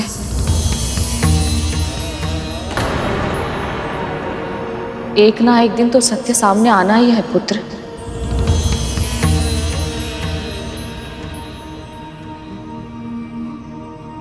शेष भैया ने मुझे सब कुछ बताया माँ, आरंभ से,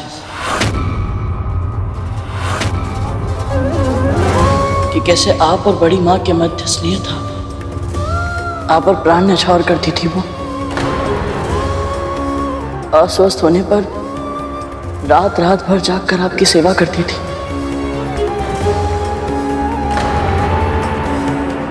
पर जिस दिन महर्षि दुर्वासा ने अपनी परिजात माला उनके स्थान पर आपको दे दी, उस दिन के बाद सब कुछ बदल गया। इसे जो धारण करेगा उसे ऐसी प्रतापी संतान प्राप्त होगी जिसके नाम और यश की कीर्ति समस्त ब्रह्मांड में फैलेगी। बड़ी माँ के मन में आपके प्रति ईर्ष्या ने जन्म ले लिया।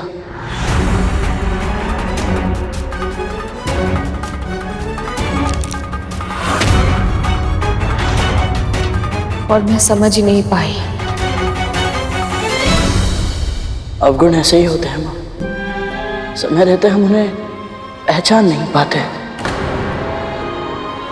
कभी कभी हम स्वयं उसका शिकार बन जाते हैं और हमें आभास भी नहीं होता। जैसे कि मेरे और अरुण भैया के जन्म से पहले नागों के जन्म के कारण आप भी ईर्ष्या का शिकार बन गई थी।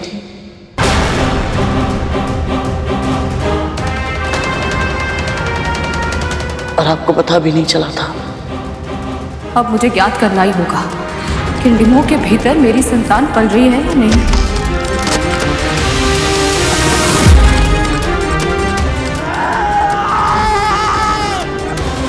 मैंने अरुण के डिम के साथ जो पाप किया था, इसे उसके बारे में पता है।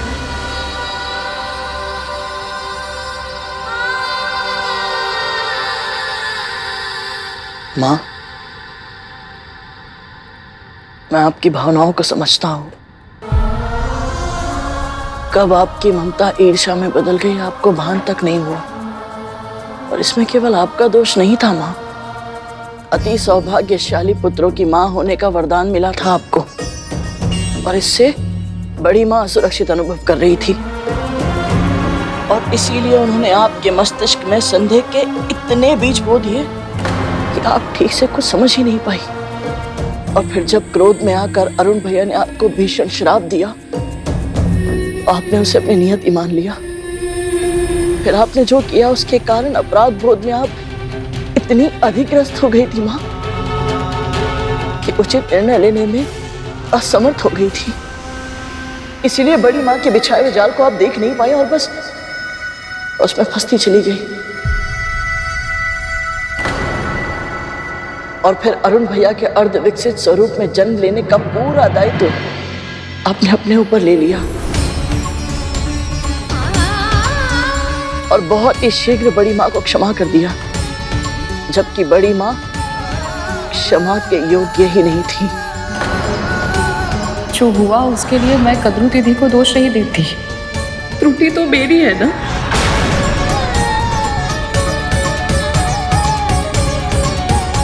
ये सब अनंत ने कहा तुझसे? नहीं माँ, शेष भैया को तो अरुण भैया के जन्म के बाद की घटनाओं के बारे में कुछ पता ही नहीं है। मुझे भी एक पल के लिए ऐसा लगा कि आपकी दासी बनने के कारणों को जानने का जो मेरा प्रयास है ये बस अब असफल रह जाएगा। पर प्रभु श्री विष्णु ने मुझे संकेत दिया कि मैं अदिति माँ के पास जाऊं।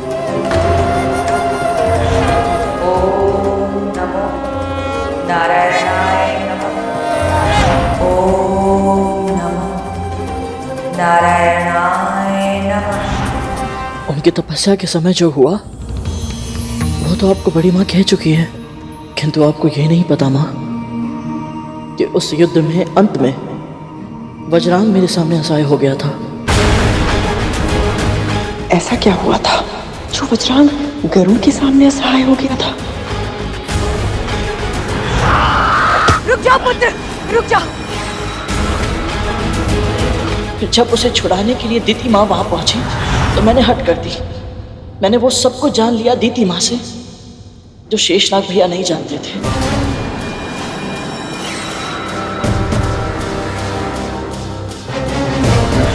जब तक हमें उसके सामर्थ्य का अनुमान पूर्ण रूप से नहीं लग जाता, हमें विंता को जीवित रखना होगा। केवल विंता ही है जो अपनी संतान को नियंत्रित करेगी।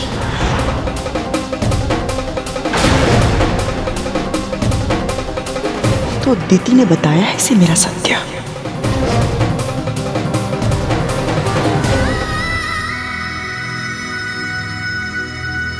माँ, आप नहीं जानती कि बड़ी माँ ने आपके साथ विश्वासघात किया था। आपके शर्त लगाने के अवगुण का लाभ उठाकर उन्होंने छल किया आपके साथ। माँ, उस घोड़े उच्छा शवा की पूंछ काली नहीं श्वेत थी।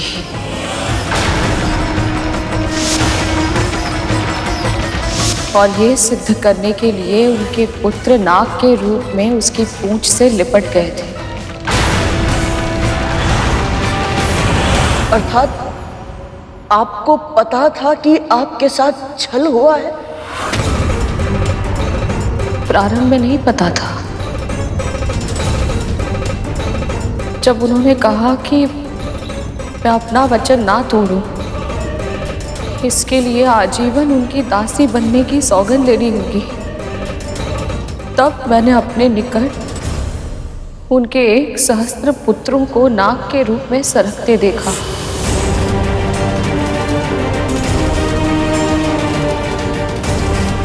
तभी मैं समझ गई थी कि कद्रू दीदी वो शर्त कैसे जीती थी।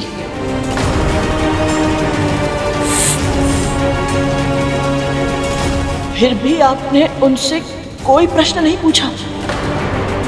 वो शर्त आप जीती थी माँ, फिर भी आपने उनकी दासी बनना स्वीकार क्यों किया? ये तो मैं भी जानना चाहती हूँ विंता, कि मेरे छल के बारे में जानकर भी तू मेरी दासी क्यों बनी? वो शर्त आप जीती थी माँ, फिर भी आपने उनकी दासी बनना स्वीकार क्यों किया? क्योंकि ये मेरा पश्चाताप था।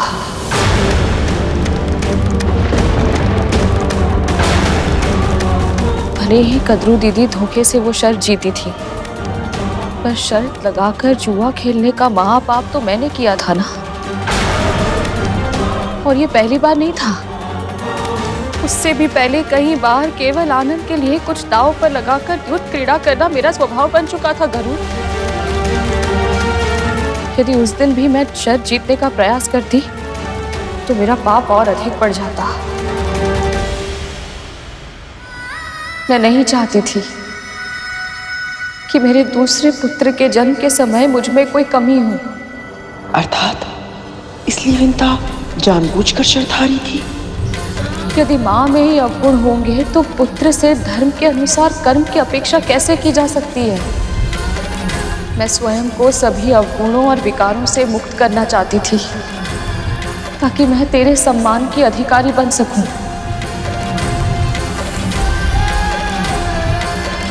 इसीलिए मैंने कद्रू दीदी को वचन दिया था, ईश्वर को साक्षी मानकर।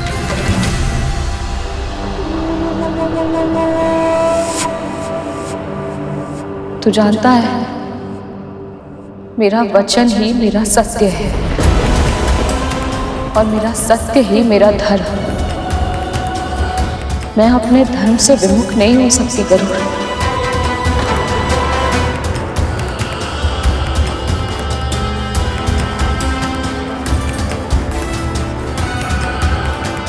और माँ, पश्चाताप के लिए पूरा जीवन एक दासी के रूप में क्यों? इस विषय में मुझे कोई बात नहीं करनी। तू जानना चाहता था ना तेरी माँ दासी कैसे बनी, तो वो तू जान चुका है। अब ये भी मान ले, तेरी माँ अपने प्राण त्याग देगी पर अपना धर्म कभी नहीं त्यागेगी और ना ही अपना वचन तोड़ेगी।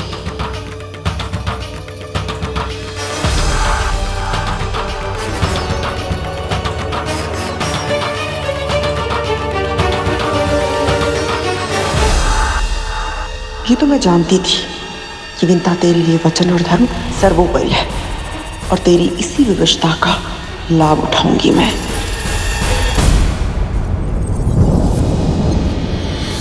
अब तू जाकर सो जा, मुझे भी विश्राम करने दे।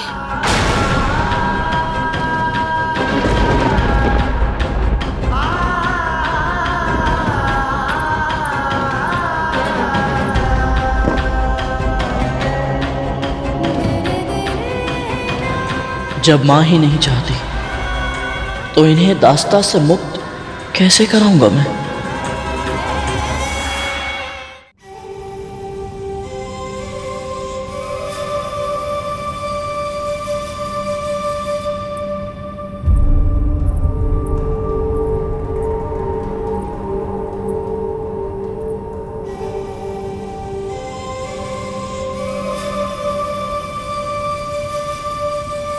चिंता मत कीजिए दीदी, मैं अपना वचन नहीं तोड़ूंगी। तेरी चिंता नहीं है मुझे, किंतु तेरा पुत्र, वो भी आपको या आपके पुत्रों को कोई हानि नहीं पहुंचाएगा। तू इतने विश्वास के साथ कैसे कह सकती है? जब तेरा पुत्र तुझे बिना बताए वैकुंठ जा सकता है, असुरों के साथ युद्ध कर सकता है, तो वो कुछ भी कर सकता है। बहुत शक्तिशाली है वो और उत्तरदायी भी है। वो अपनी शक्ति का प्रयोग किसी अनुचित कार्य के लिए कभी नहीं करेगा। उसमें मेरे संस्कारों के साथ साथ अपने पिता के गुण भी हैं। देखिए उसे, इतना कुछ जानने के बाद भी कितनी शांति से चैन की नींद सो रहा है। दीदी, हम दोनों उन महर्षि कश्यप की पत्नियां हैं जो जल में रहकर भी कमल की तरह निरासक्त हैं। जैसे कमल जल के भीतर रहकर भी जल की एक बूंद से भी अछूता रहता है, वैसे ही हमारे स्वामी भी सांसारिक विषयों से विमुख रहते हैं।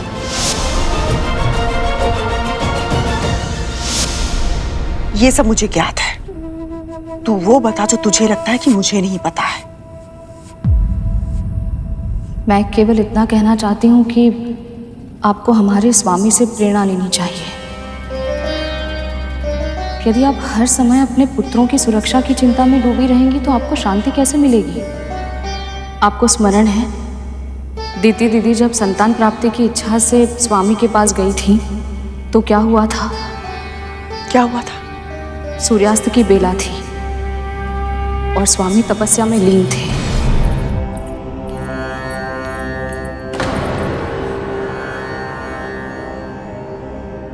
कहिए देवी। कल्याण। स्वामी, मुझे अदिति दीदी की तरह संतान चाहिए। तथास्तु। स्वामी, मुझे अभी चाहिए। अभी अभी अभी तो सूर्यास्त हुआ है देवी, और यह उचित समय नहीं है संतान धारण करने के लिए। इस बेला में संतान धारण करने से उनमें तामसिक गुण आ जाते हैं देवी, और बड़े होने पर उनमें दुष्ट प्रवृत्ति पूरी तरह से छा जाती है। इसलिए हमें उचित समय की प्रतीक्षा करनी होगी, ताकि आप केवल तन से ही नहीं, मन से भी चरित्रवान और शक्तिशाली पुत्रों को प्राप्त कर सके, जो सदैव अपने धर्म के मार्ग पर चले। नहीं स्वामी, नहीं, मैं प्रतीक्षा नहीं कर सकती।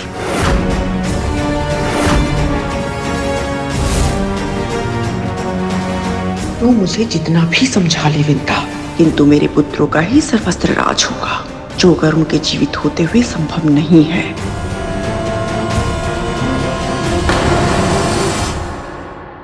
अभी अभी तो सूर्यास्त हुआ है देवी, और यह उचित समय नहीं है संतान धारण करने के लिए। इस बेला में संतान धारण करने से उनमें तामसिक गुण आ जाते हैं देवी, और बड़े होने पर उनमें दुष्ट प्रवृत्ति पूरी तरह से छा जाती है। नहीं स्वामी, नहीं, मैं प्रतीक्षा नहीं कर सकती।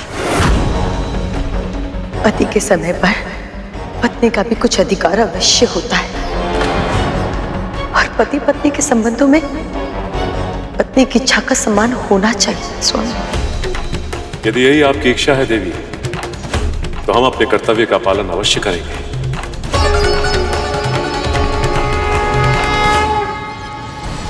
जैसा उन्होंने कहा था बिल्कुल वैसा ही हुआ। असुरों में जन्म से ही तामसिक गुण थे। वो स्वभाव में क्रूर थे और दूसरों की पीड़ा में ही आनंद लेते थे। उन्हें अनुशासन में रखना दिति दीदी के लिए भी कठिन था। पिता होने के नाते स्वामी ने देवों और दानवों को समान रूप से धर्मशास्त्रों का अध्ययन कराया। देवताओं ने अपनी शिक्षा का अर्थ भी समझा और उसे विश्व कल्याण के लिए अपने कर्म में भी उतारा।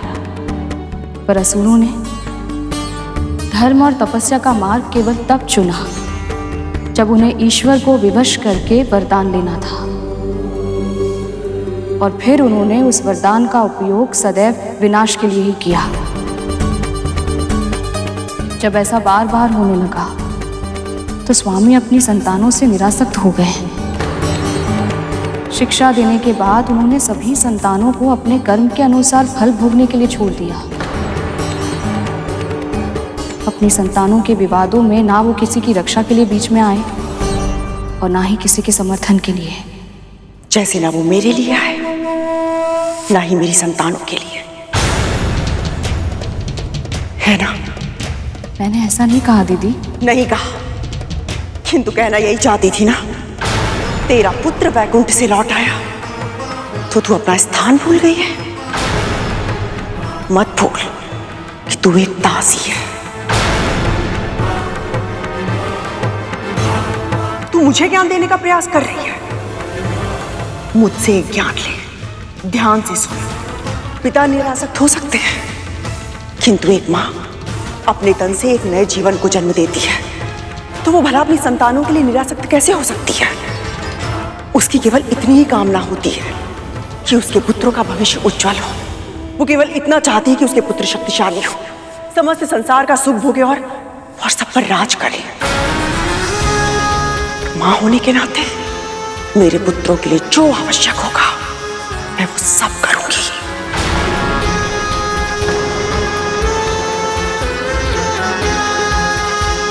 पर दीदी,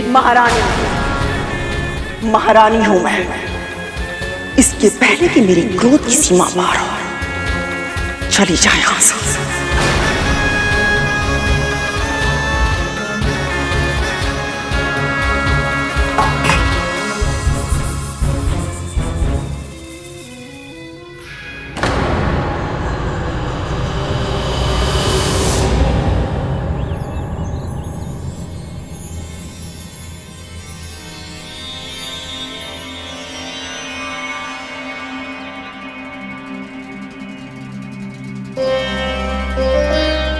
माँ,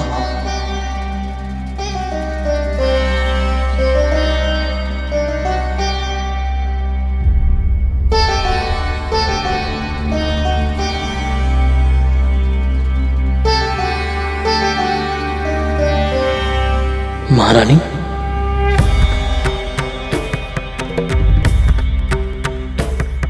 वे माता ही सही, किंतु माँ तो मैं भी हूं ना।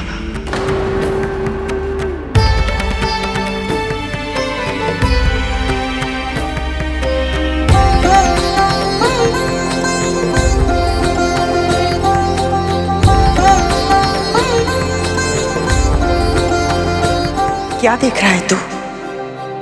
अपना सौभाग्य। मैं उन्हें देख पा रहा हूं जिन्हें देखना दुर्लभ है। मुझे प्रभु श्री विष्णु के दर्शन मिल रहे हैं महारानी।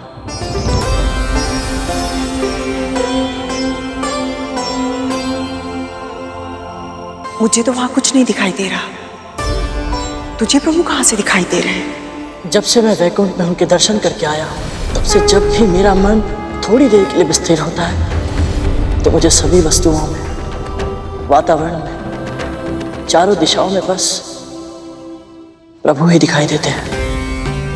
किंतु ये कैसे संभव है?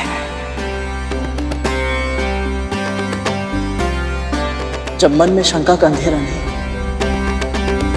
भक्ति का प्रकाश निवास करता हो, तो सब कुछ संभव है महारानी। मेरी आंखों से देखिए, वो जो छोटा बादल दिख रहा है, वो मेरे प्रभु के शीश का मुकुट है, और उसके नीचे जो एक हल्का बादल है, वो उनका श्याम सुंदर मुख है।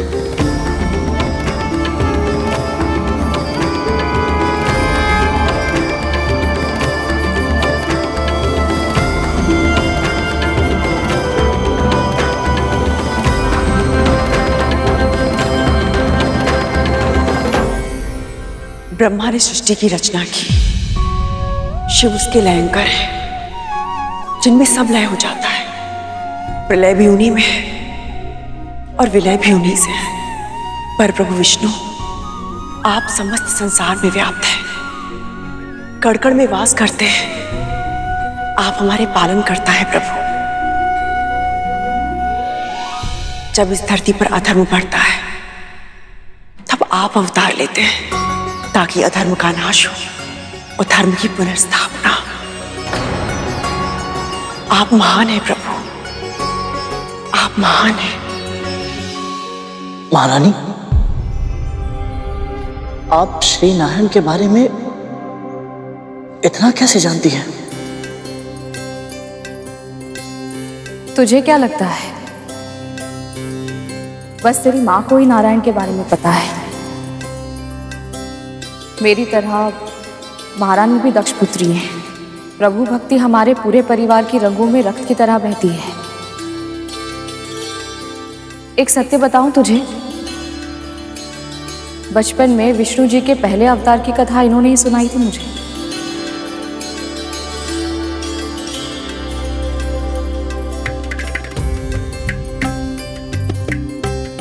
विष्णु जी का अवतार? सत्य मां, प्रभु ने पृथ्वी में जन्म लिया था। पर कौन सा अवतार मां, और क्यों? प्रभु विष्णु कहते हैं, जब जब धर्म की हानि होती है और अधर्म की वृद्धि होती है, तब तब सत्पुरुषों का उद्धार करने के लिए, पापियों का विनाश करने के लिए और बुराई को मिटाने के लिए तथा धर्म की पुनर्स्थापना करने के लिए वो प्रकट होते हैं। महारानी, मुझे इस कथा को जानने की बहुत इच्छा हो रही है। हम सभी सुनना चाहते हैं महारानी, और आपसे अधिक सुंदर ढंग से इस कथा को और कोई नहीं कह सकता। सुनाइए ना। ठीक है।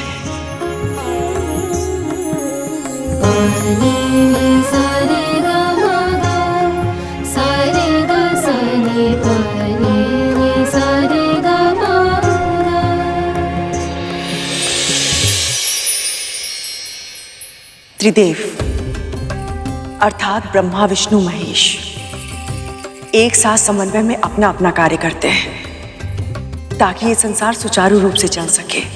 मानव के समय के अनुसार 6 माह का एक अयन होता है। वर्ष में 2 अयन होते हैं, उत्तरायण और दक्षिणायन। एक उत्तरायण देवताओं के लिए 1 दिन के बराबर होता है और एक दक्षिणायन 1 रात्रि के बराबर। इसी प्रकार जब देवताओं के 12 सहस्त्र दिव्य वर्ष पूरे होते हैं तब पूरा होता है चतुर्युग। चतुर्युग 4 युग अर्थात सतयुग, त्रेता युग, द्वापर युग और कलयुग। ऐसे 1 सहस्त्र चतुर्युगों के बराबर ब्रह्मा जी का 1 दिन होता है और वो दिन समाप्त होने पर नैमित्तिक प्रलय होती है। समस्त सृष्टि का विनाश हो जाता है। भूलोक, भूर्वलोक, स्वर्गलोक सब नष्ट हो जाते हैं। और इस महाप्रलय के बाद ब्रह्मा जी के 1 दिन के बराबर उनकी 1 रात्रि होती है। और ये रात्रि बीतने के बाद सृष्टि के विकास की यात्रा फिर से प्रारंभ होती है। फिर से नया जीवन जन्म लेता है।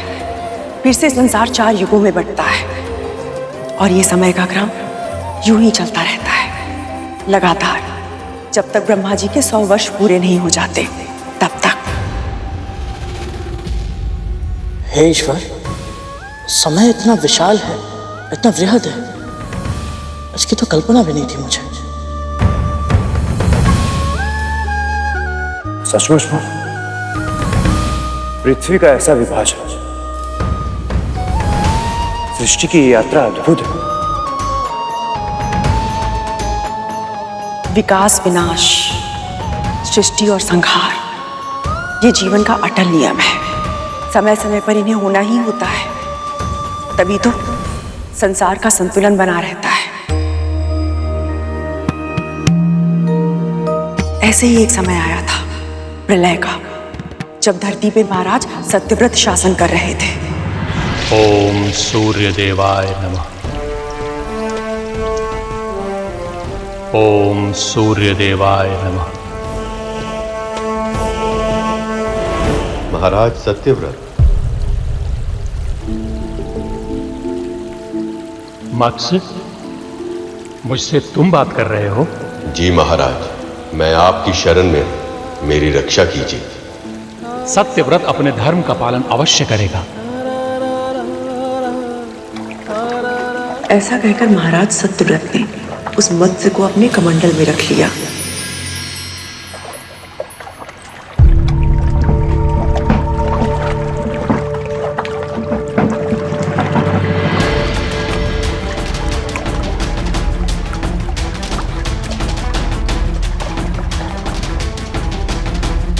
पर शीघ्र ही उस मत्स्य के आकार में वृद्धि हो गई और कमंडल उसके लिए छोटा पड़ने लगा।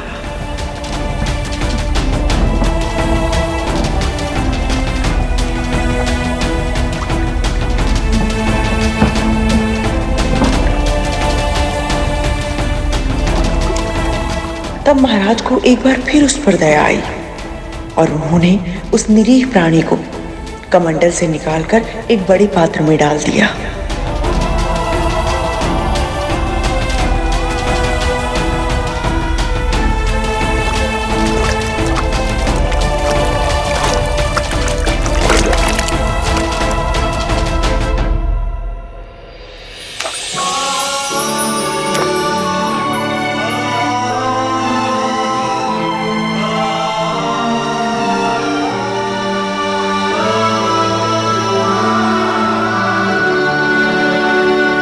पर फिर एक दिन तीव्र ध्वनि से चौंककर जब महाराज उस कक्ष में आए तो उन्होंने देखा कि वो बड़ा पात्र भी उस मत्स्य को समा पाने में सक्षम नहीं था।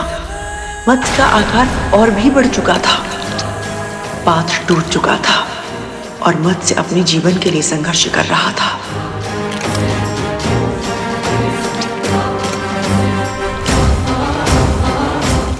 अब महाराज के सामने उसे समुद्र में पहुंचाने के सिवा और कोई चारा ना था। जैसे ही मत्स्य ने उस अनंत जलराशि वाले समुद्र में प्रवेश किया, अचानक वातावरण बदल गया। बिजली कड़कने लगी, बादल गरजने लगे। अंधकार और प्रकाश के संयोग से अलौकिक दृश्य छा गया और महाराज सत्यव्रत को उस मत्स्य की महिमा का आभास हो गया। आप कोई साधारण मत्स्य नहीं है, अवश्य ही कोई दिव्य आत्मा है। अपना सच्चा स्वरूप दिखाने की कृपा कीजिए देव।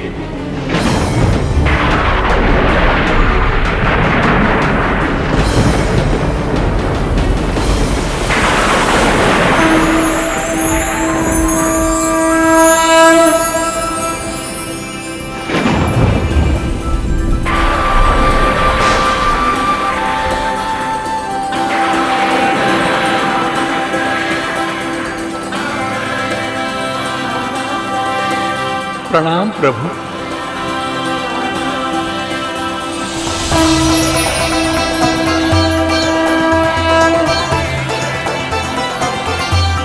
हे राजन, ये समस्त संसार 7 दिन के बाद नष्ट हो जाएगा।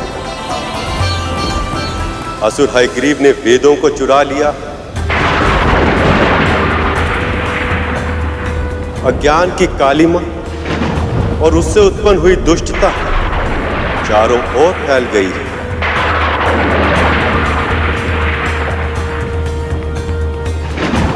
संसार में अधर्म और पाप छाया हुआ, इसलिए मैंने हयग्रीव के प्राणों का अंत करने के लिए और उसके द्वारा फैलाई गई बुराई को पूर्ण रूप से समाप्त करने के लिए मत्स्य रूप में यह अवतार लिया।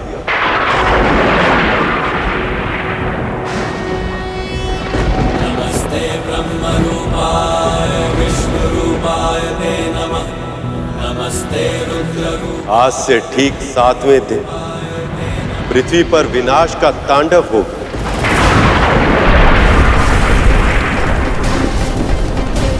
भयानक वर्षा होगी, समुद्र का जल स्तर इतना अधिक बढ़ जाएगा कि पूरी पृथ्वी उसमें डूब जाएगी।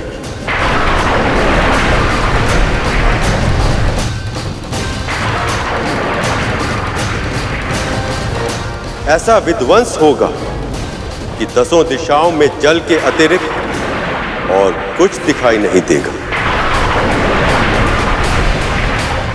इसलिए हे राजन, आपको एक ऐसी विशाल नाव का निर्माण करना होगा जिसमें सभी प्रकार के वृक्षों, वनस्पति के बीजों, जड़ी बूटियों, पशु पक्षियों और सप्तऋषि आदि को उस नाव में एकत्रित करना होगा और उसके बाद उस नाव को मेरे मत्स्य अवतार के साथ बांधना होगा ताकि प्रलय काल में मैं आप सबकी रक्षा कर सकूं।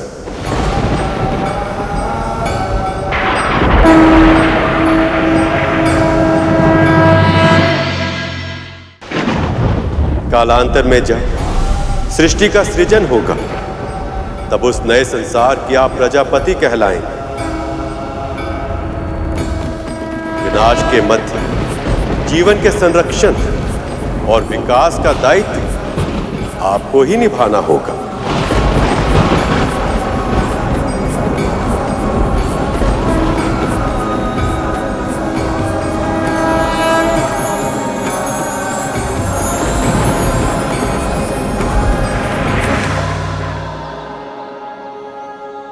माँ, वो पढ़ले ठीक कैसे? और माँ विष्णु जी ने मत्स्य अवतार लेकर सबको मृत्यु के मुख से सुरक्षित बाहर कैसे निकाला, ये भी बताइए ना। प्रभु विष्णु के आदेश से प्रेरणा पाकर महाराज सत्यव्रत ने एक विशाल नाव बनाई। तभी अचानक वातावरण बदलने लगा, सूर्य की किरणें बरसने लगी और उसके भीषण ताप के प्रभाव से पेड़ पौधे जलने लगे। हयग्रीव चारों वेदों के साथ समुद्र में छुपा था। तभी प्रभु विष्णु आधे मानव और आधे मत्स्य अवतार में उसके सामने आए। उन्हें देखकर हयग्रीव उनकी दृष्टि से ओझल होने का प्रयास करने लगा, किंतु मत्स्य की गति अधिक थी। वो जिस दिशा में जाता मत्स्य उनके सामने आ जाता। अब असुर घबराने लगा, शीघ्र ही ज्वालामुखी फटने लगा। पिघला हुआ लावा अपने मार्ग में आने वाली हर वस्तु को जलाने लगा। पहाड़ों पर हिम पिघलने लगी और फिर आई हिम की आंधी। उधर हयग्रीव उस विशाल मत्स्य को देखकर चिंतित था। अपने दिव्यास्त्रों से बार बार वो उन पर प्रहार करने लगा। तभी तभी मत्स्य ने अपना मुंह खोला और सारे तीर, भाले, अस्त्र शस्त्र सब अपने मुख में समा लिए। ये देखकर हैग्रीव व्याकुल हो उठा। उसके हाथ से छूटकर चारों वेद नीचे गिरने लगे। इसके पहले कि समुद्र तल की गहराइयों में वो सदैव सदैव के लिए खो जाते, मत्स्य ने गोता लगाकर उन्हें अपने मुख में रख लिया। क्रोधित हैग्रीव उन पर आक्रमण करने का प्रयास कर रहा था। तभी प्रभु ने मत्स्य अवतार लेकर एक ही बार में उस असुर का पेट चीरकर उसका वध कर दिया। हैग्रीव का वध होते ही अन्य पशु, राक्षस, दानव और बुरी शक्तियां तड़प तड़प कर अपने प्राण त्यागने लगी। धरती पापियों के बोझ से मुक्त हो गई थी।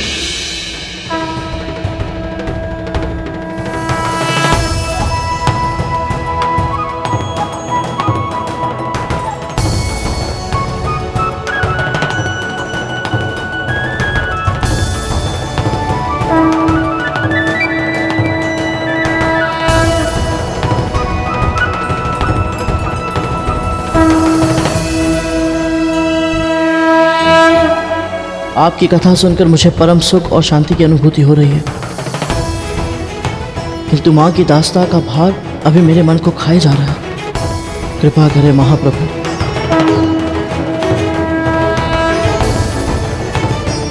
मेरी माँ को इस दास्ता से मुक्त कराने में मेरी सहायता करें।